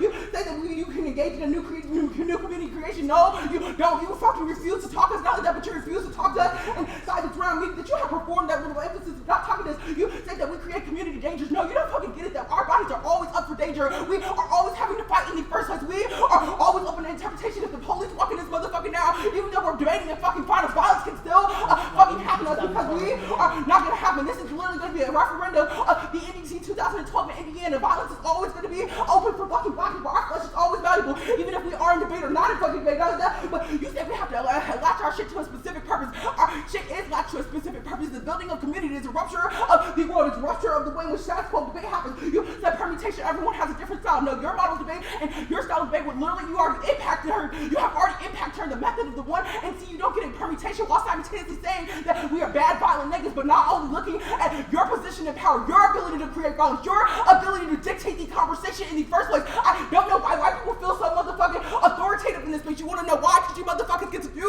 what the fuck you want. Now it's time for niggas to do what the fuck they want and say what the fuck they want. That is what this is an affirmation of. My community will speak and we will not be motherfucking silent, which is why we literally get to roast your ass on camera. And not only that, but the fourth reason you said the first week, we have to actualize our method. Our method is a collective act of resistance that has been actualized in front of your motherfucking face. You have also conceded the ability for John Paul's breath to smell like ass. This is going to be the toxicity that happens inside this space that is really coming out of your breath. We can already smell you right now.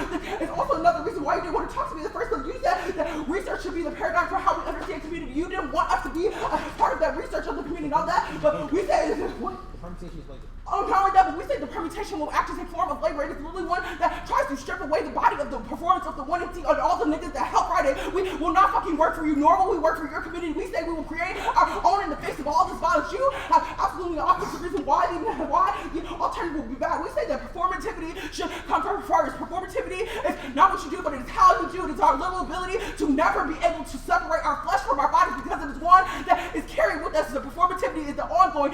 It's our ability to literally capture and rupture our own image and the system of neoliberalism that seeks to control us. We say that this is powerful and this is beautiful, and not only that, but it gives us the fucking potential. And I don't say that, but I say NDT finals is going to be key, especially in a world where black women have never won this motherfucker. Your ability to not disclose literally shows that you don't want community. You don't want us here. You have never wanted niggas here. But guess what? We are here, and we're going to unite the motherfucking crowds. We're going to take all your shit, and we're going to laugh at you while we fucking do it. Ah, yeah! Fuck yeah!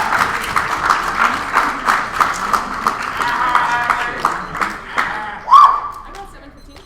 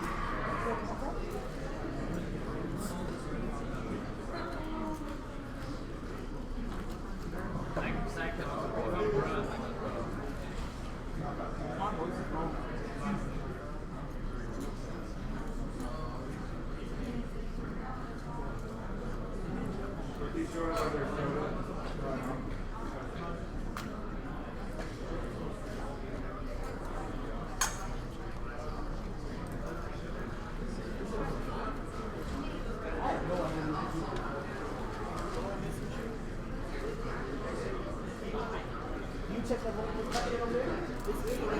No, the other one.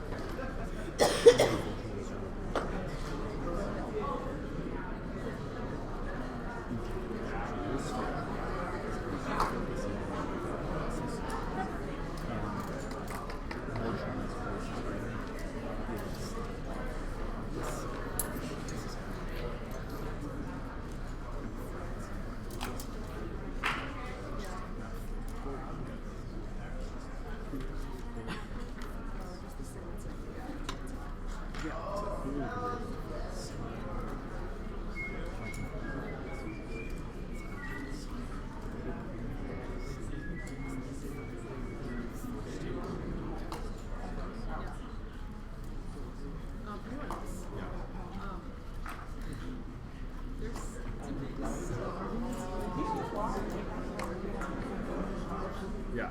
Right. No. Yeah.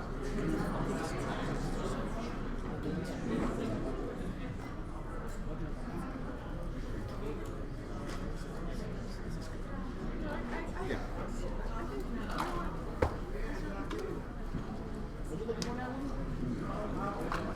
It's right here. Yeah. Perfect. Right. Perfect. Yeah.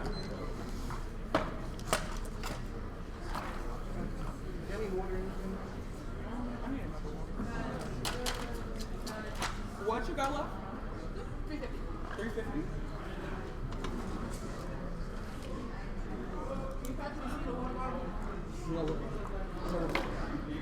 Yeah. Willie. Keep it, actually. This is it. The last time I ever have to pick up for your slack. Thank you, Nicole.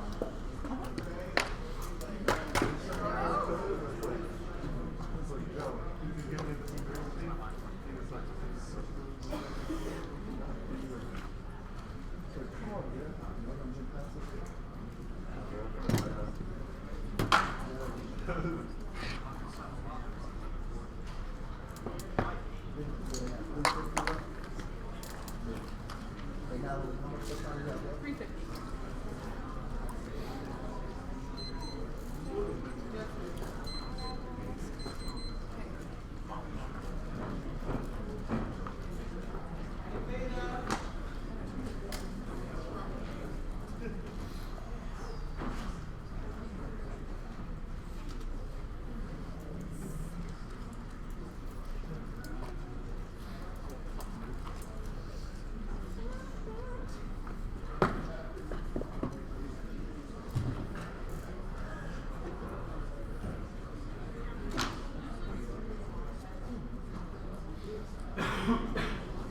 Should hit send.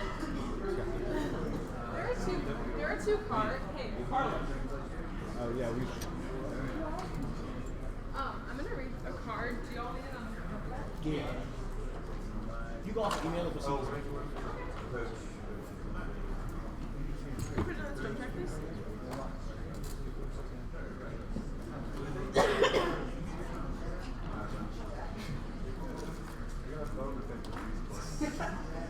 So Ezra's passing the cards on the jump track, but I'm gonna have a brief overview type thing and then live.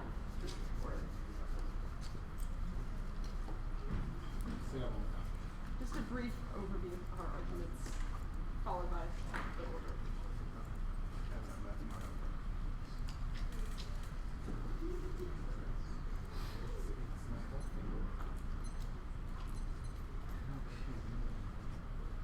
You okay?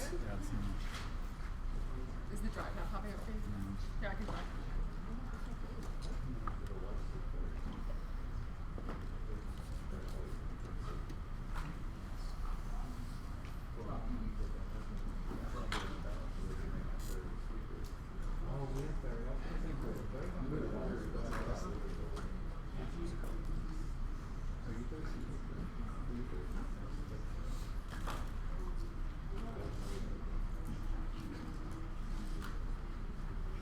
It's called William.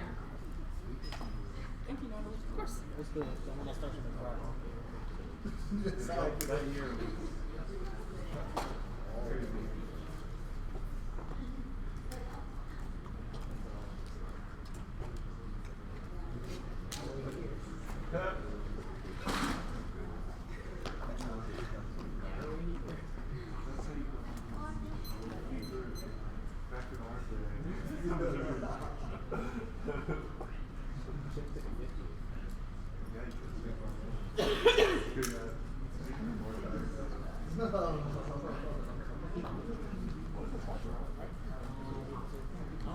What's that?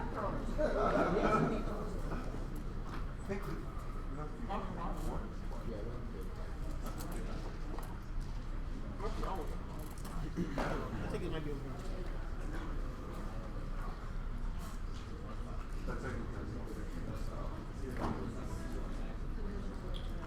Hey, Ryan, you know where the laptop charger is? To your computer?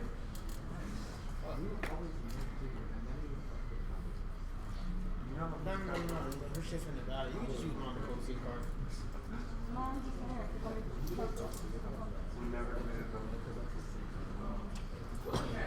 Oh, well, you got the charger.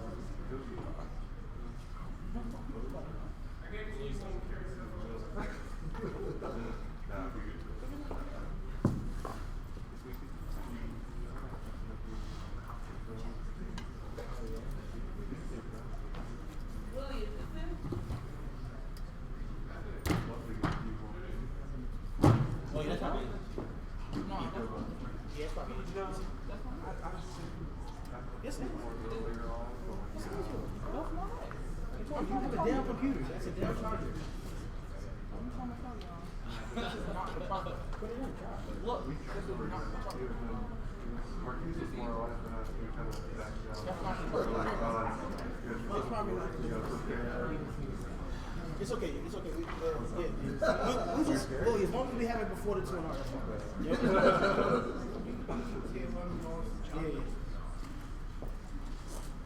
Sorry. Are we good? Everyone else up?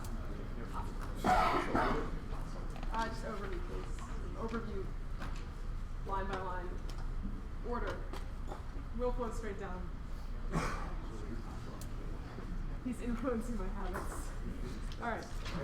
All set? Awesome.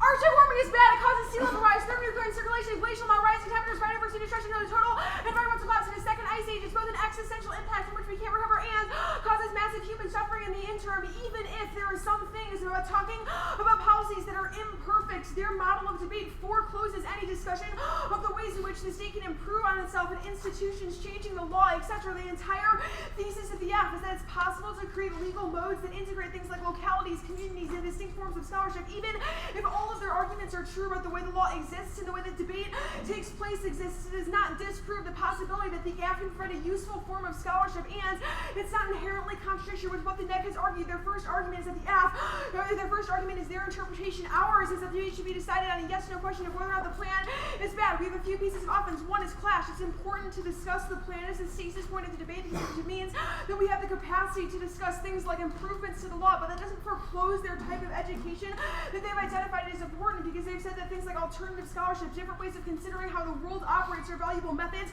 within the debate space. But people do things like read critiques, read alternatives, critique the impacts of the F is read, which is what they're doing. However, the idea that the plan text should be exclusively not considered simply because plan texts are bad for these nebulous reasons that really just connects to why debate is bad is worse because it causes individual debates, which will be another point of my offense below. But understanding how the operating logic exists at the level of institutions is important because it's the only way that we can do things like challenge the systems that they've also identified as problematic. Things like the Newark trucking example that they gave existed because a community built around a local movement to challenge EPA policy and request an EIS. Those things only happen because people have an intricate knowledge of the way that the government operates, i.e. they know that their local communities are connected to the EPA. Even if that's not exactly what the app is about, we have an internal link that's based on research incentives and clash, which connects very well to all of our arguments why new apps and competition are good because it gives app teams the incentive to do tons of research about how the EPA operates, how institutions work, even if they don't ultimately hope to advocate or become a part of those institutions. That knowledge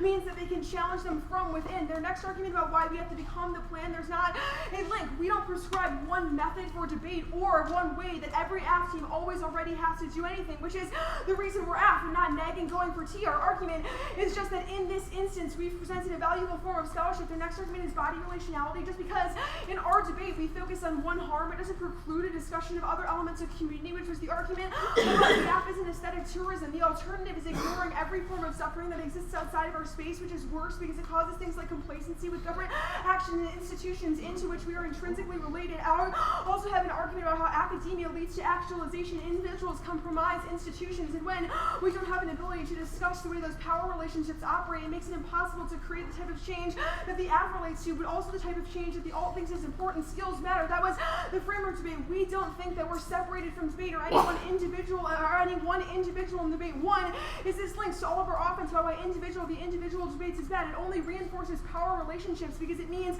that the judges have to decide things based on what they think that I might have said before, which causes bad value judgments that you really can't make just in one round. It just incentivizes people to lie about one another, which isn't an objective way to evaluate a debate. Judges have to make commitments and assessments about debaters, which isn't just violent for white people. And even if we say fuck all white people, we don't care about them, it still is violent for everyone else because you have to decide whether or not individuals are good or bad. You should think about this argument as you think about it. If you were coaching your young debaters, you wouldn't send them into a debate round to get taunted and made fun of, even if you thought that it was good in some sort of sense for Ezra and I to feel uncomfortable. Fine. Even if you think fuck Ezra and I can take it. I've been getting shat on the live stream all weekend and I'm still here, I'm still feeling okay because I know that even if you hate me, I still can make a coherent argument about why I presented a valuable method of debate. But your model is still violent for other individuals because it forces people who might be in vulnerable positions to deal with these types of situations. Their agency and law argument was answered above because we don't force you to become the law. We don't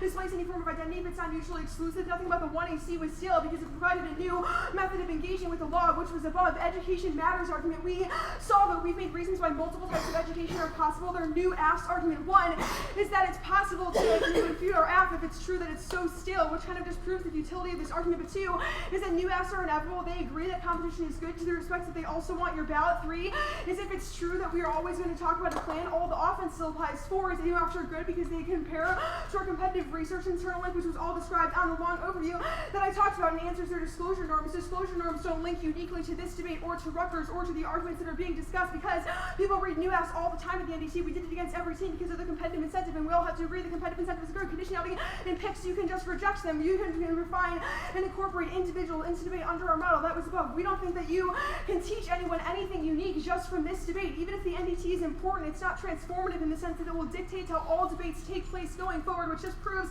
the permutation because your decision is model versus model, where every debate is person versus person as opposed to app response. We don't have to defend that current debate is perfect, but just that the community already operates well, that we as individuals are awesome. Our argument is just that it's possible to incorporate their scholarship under our model, which also answers their doubling to you. What do you want me to say there? That no separation between person yeah, and I said that earlier. institution. There's no Okay. separation between person and institutions because individuals comprise institutions. All of their arguments about how the permutation is impossible because there's this intrinsic link between planned texts and violence isn't related to what we presented in this debate. It's a critique of the community, which it links to all of our offense about individualism, but it's also not something that we've uniquely propagated in this instance by reading a plan. It's largely dedicated around the idea that Ezra and I have to defend all status quo debate, which isn't a good metric for evaluating this round.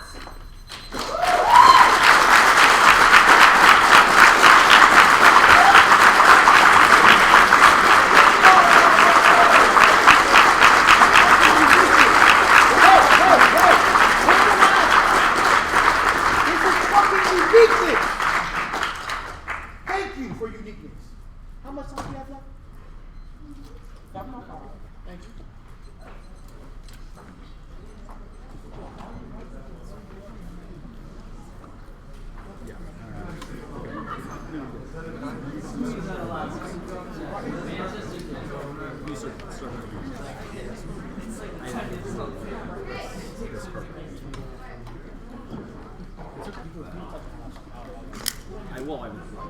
I noticed that it took time.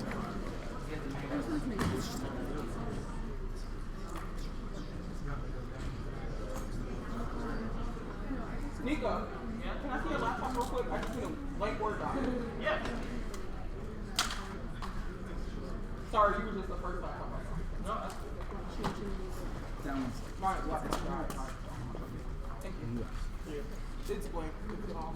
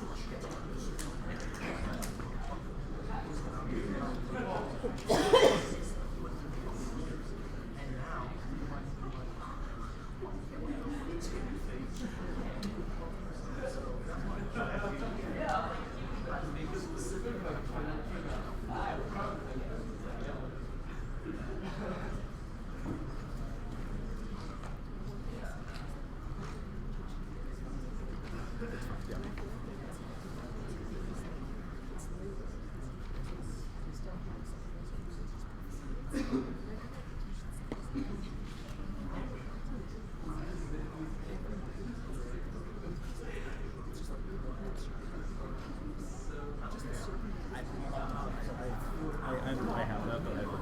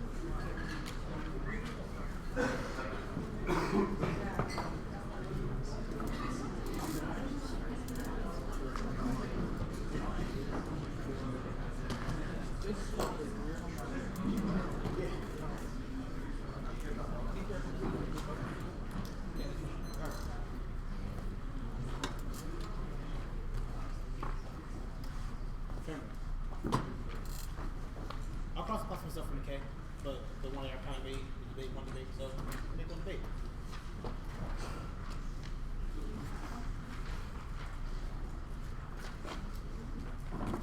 All right, ready?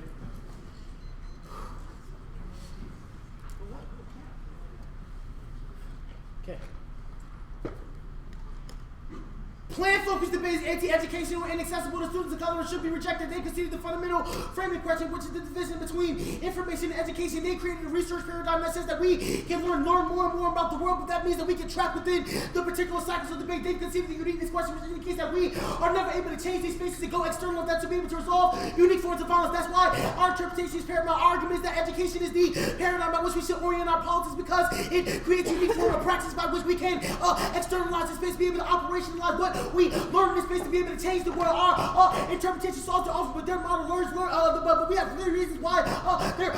Interpretation is the best. First, it's going to be relationality. They say that get personal leads back to personal attacks, but no, they're not answering back to Warrington. Our Campbell evidence, which is phenomenal, that indicates that we, when we don't have a relationship to the bodies that we are trying to resolve back for, that creates an anti-ethnical orientation towards politics. Our impact is Karl Rove and Mike Pence, which is exactly they say exactly what they implement because it is used to systematically mislead particular populations, the example is that they are able to posit the descriptions of violence of people in the Arctic fucking regions to say that that's why they get the ballot, but their lack of a relationship not only means that they don't resolve for those people, not only resolve for those people, but that means that they will never be able to export their politics to be able to redress that now. 3-second impact is going to be doubling. This is going to be the best impact that we have in this debate because it proves it's not just about white people, but rather it's about your ability to separate your personal from your political. That's why you can get up and say, what about teaching your kids? But you ignore the fact that the kids in this motherfucking room literally feels excluded by the way in which your model of debate literally operationalizes itself in order to exclude particular forms of black thought and other forms of scholarship from this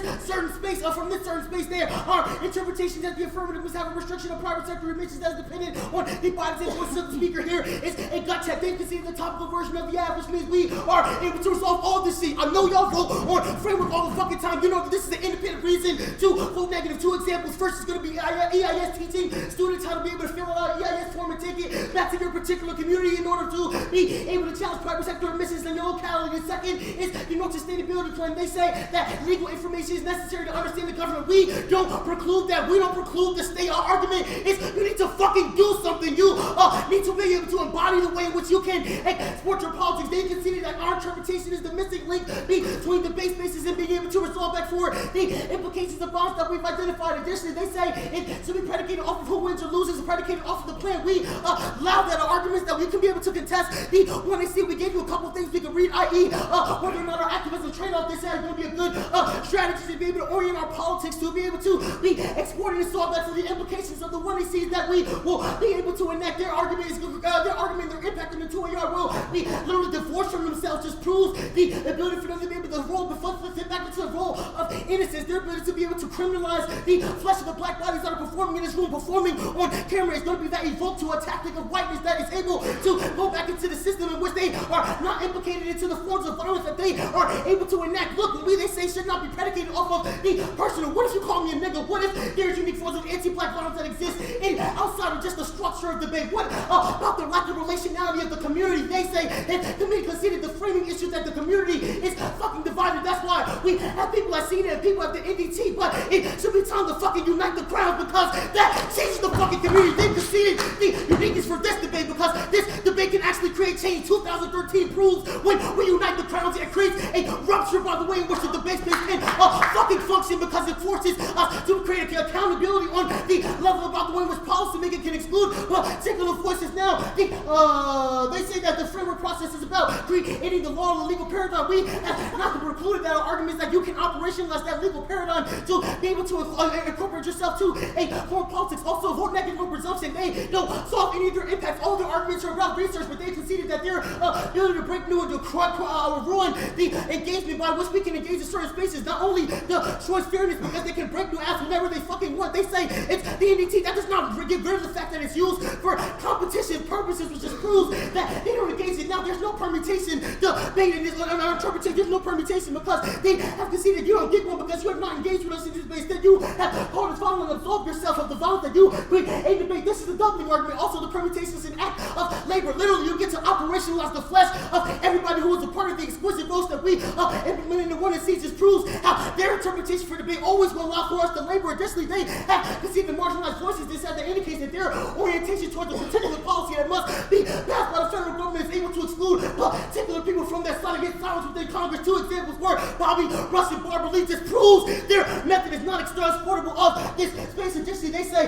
they conceded they've never switched sides, even if they say that all styles are available within their interpretation. They have never engaged in the style debate that we fucking do. Never have they engaged to change the way in which we can incorporate our politics. Now, additionally, black humor can guide us through the world despite the impacts of the affirmative. They conceded that being able to deal with yourself and creating a new form of psychological health is the way in which you can deal with forms of warming violence that exist in the status quo.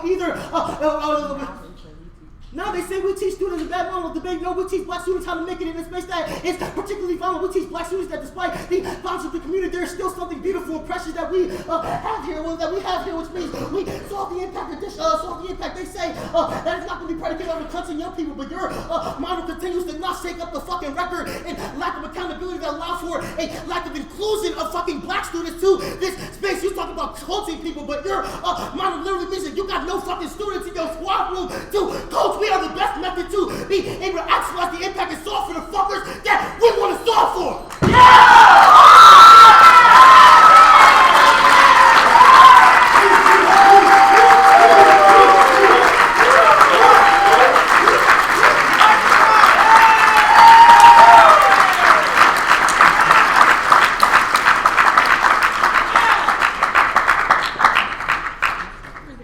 You got 303? 350. 350?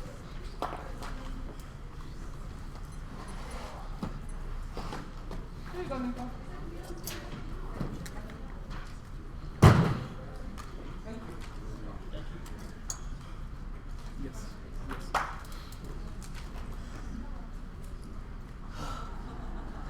And now, my career is over.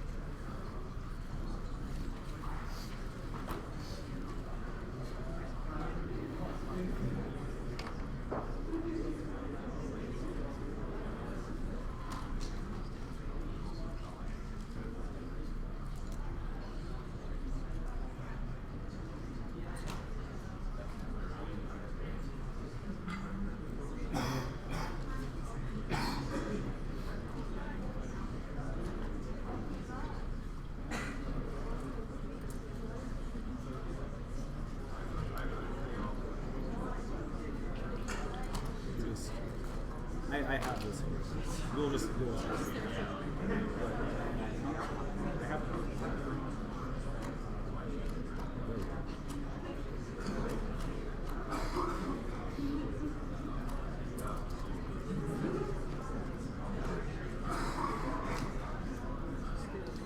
yeah.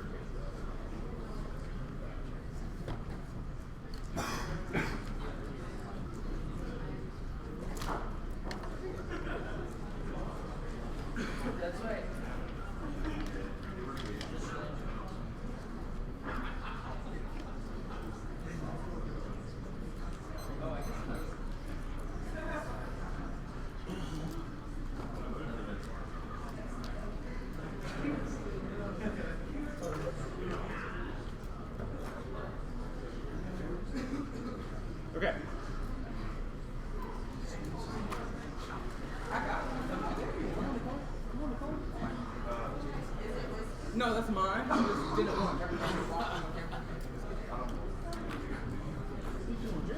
No, I'm sorry, Will. I just was setting it. I know. I'm sorry. I'm really, really sorry. I'm beyond sorry. That's very inconsiderate of me. Right. Straight down. You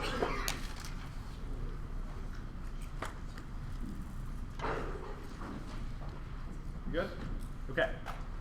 An affirmative ballot is one that acknowledges the iterative process of debate to refine arguments and ourselves in ways that not only address our community, but the institutions that exist within and around it. The impact of this engagement is with the structure of warming. This is a condition that affects everyone and poses a risk of catastrophe. It is not distant, it is personal, and recognizing the universal nature of that threat matters. It is the largest impact that you can try to resolve with the ballot, because you can vote for the collective capacity to direct ourselves towards plans of change and embrace the collective power of this community to create new and innovative research methods. There is a fundamental tension between their defense of community making and surviving in this world and creating new forms of policy making. It proves that there is some point at which we need to recognize things external to ourselves, some point at which we leave the local to work with the EPA. This is our entire argument. We should force the federal government to recognize that the law should not be dominated, it should not be settled, it should be open and contingent, it should be open to local reframings of regulatory frameworks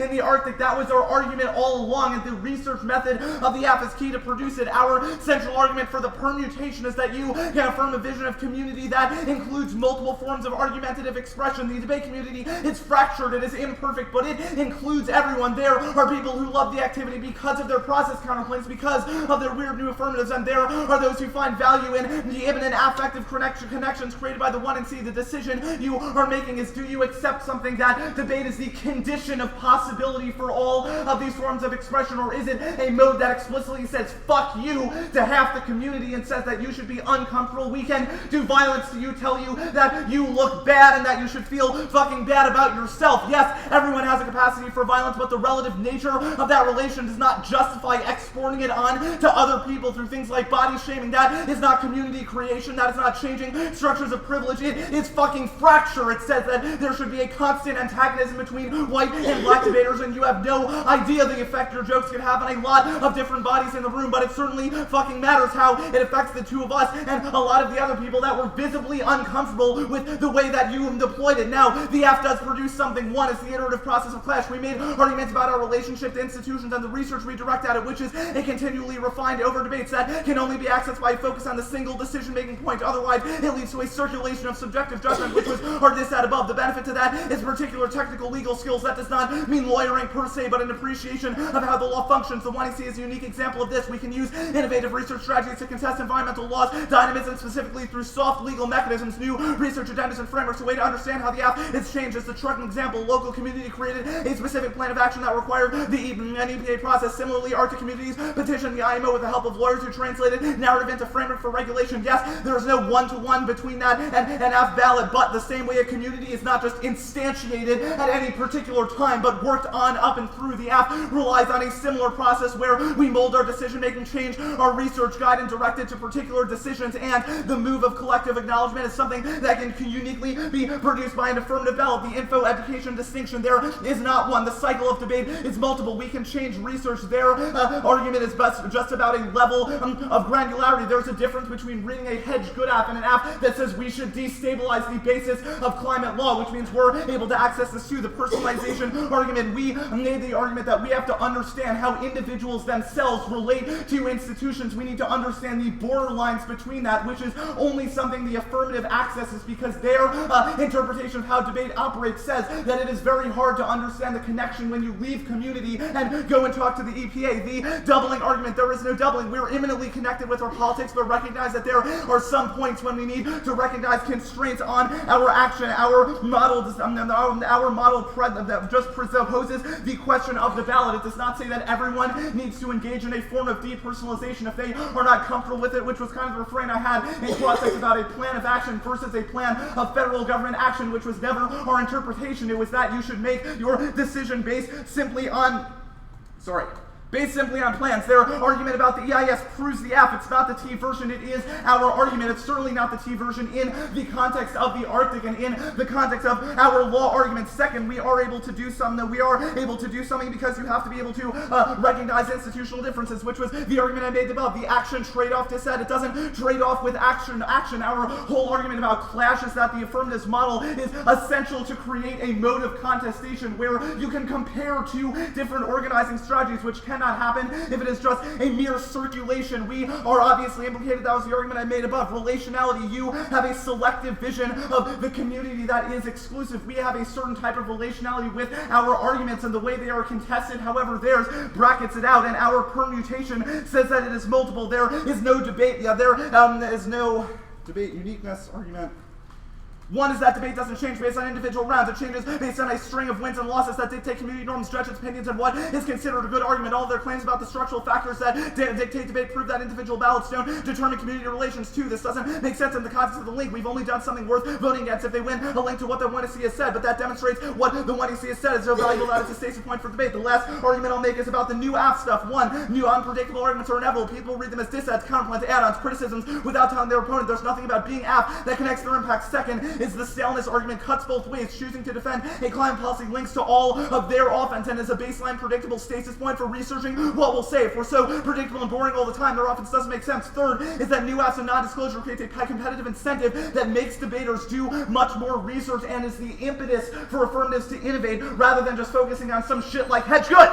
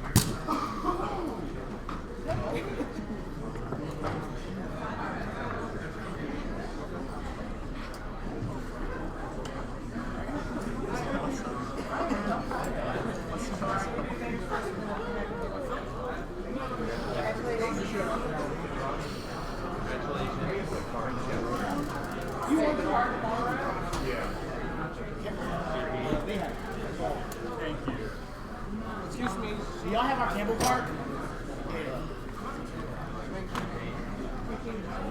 I'd love one.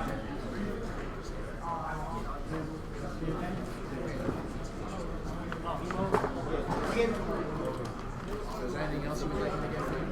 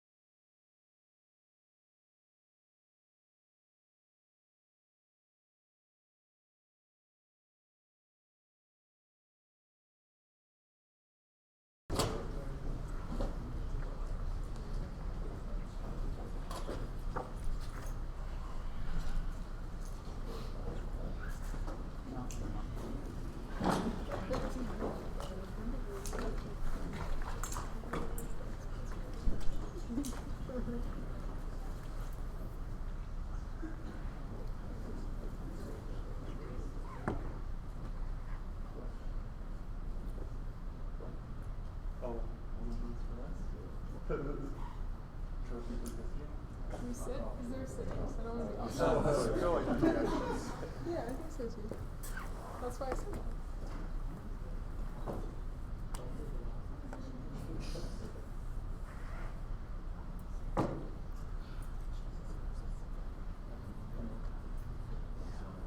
Hey, what's going on?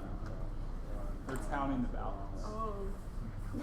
Because there are 5. That's a high number.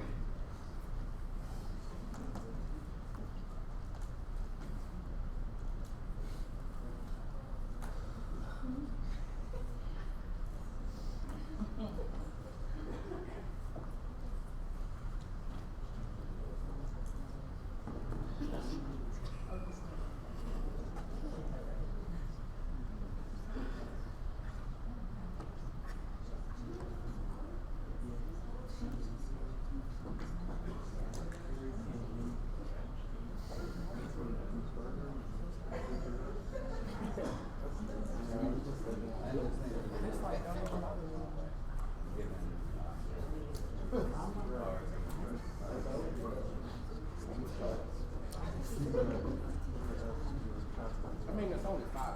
That's what I just said.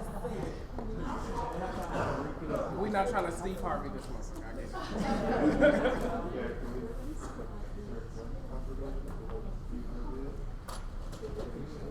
Okay, welcome to the decision, the final round of the NDT. I want to remind everybody that we have the Quail Ballroom. No, it's locked. Oh, we don't? I just looked at it, it's locked, so I think maybe we can stay in here. Maybe we can stay in here. Sorry, okay. Never mind. So, in the debate between Georgetown on the affirmative and Rutgers on the negative, the decision was a 4-1 for the negative.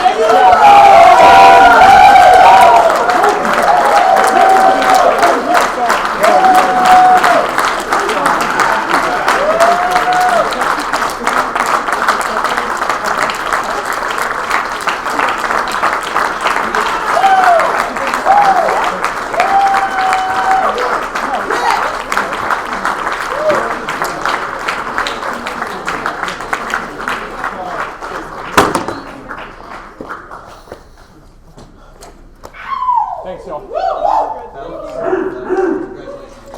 Congrats, Rutgers. Thank you, Georgetown.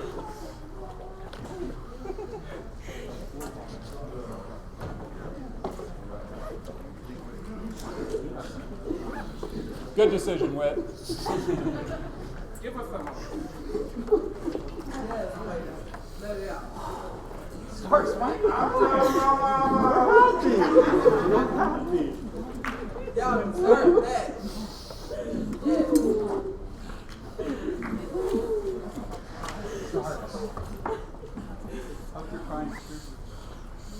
Yeah, we got Sarah.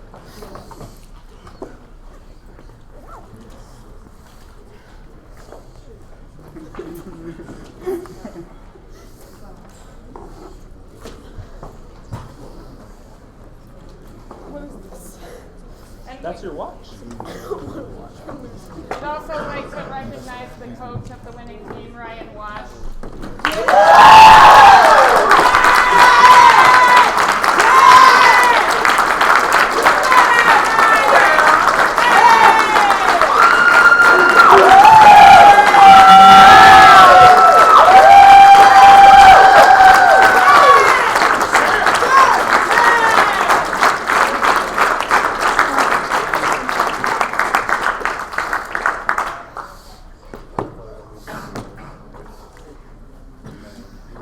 This is like my favorite piece of evidence.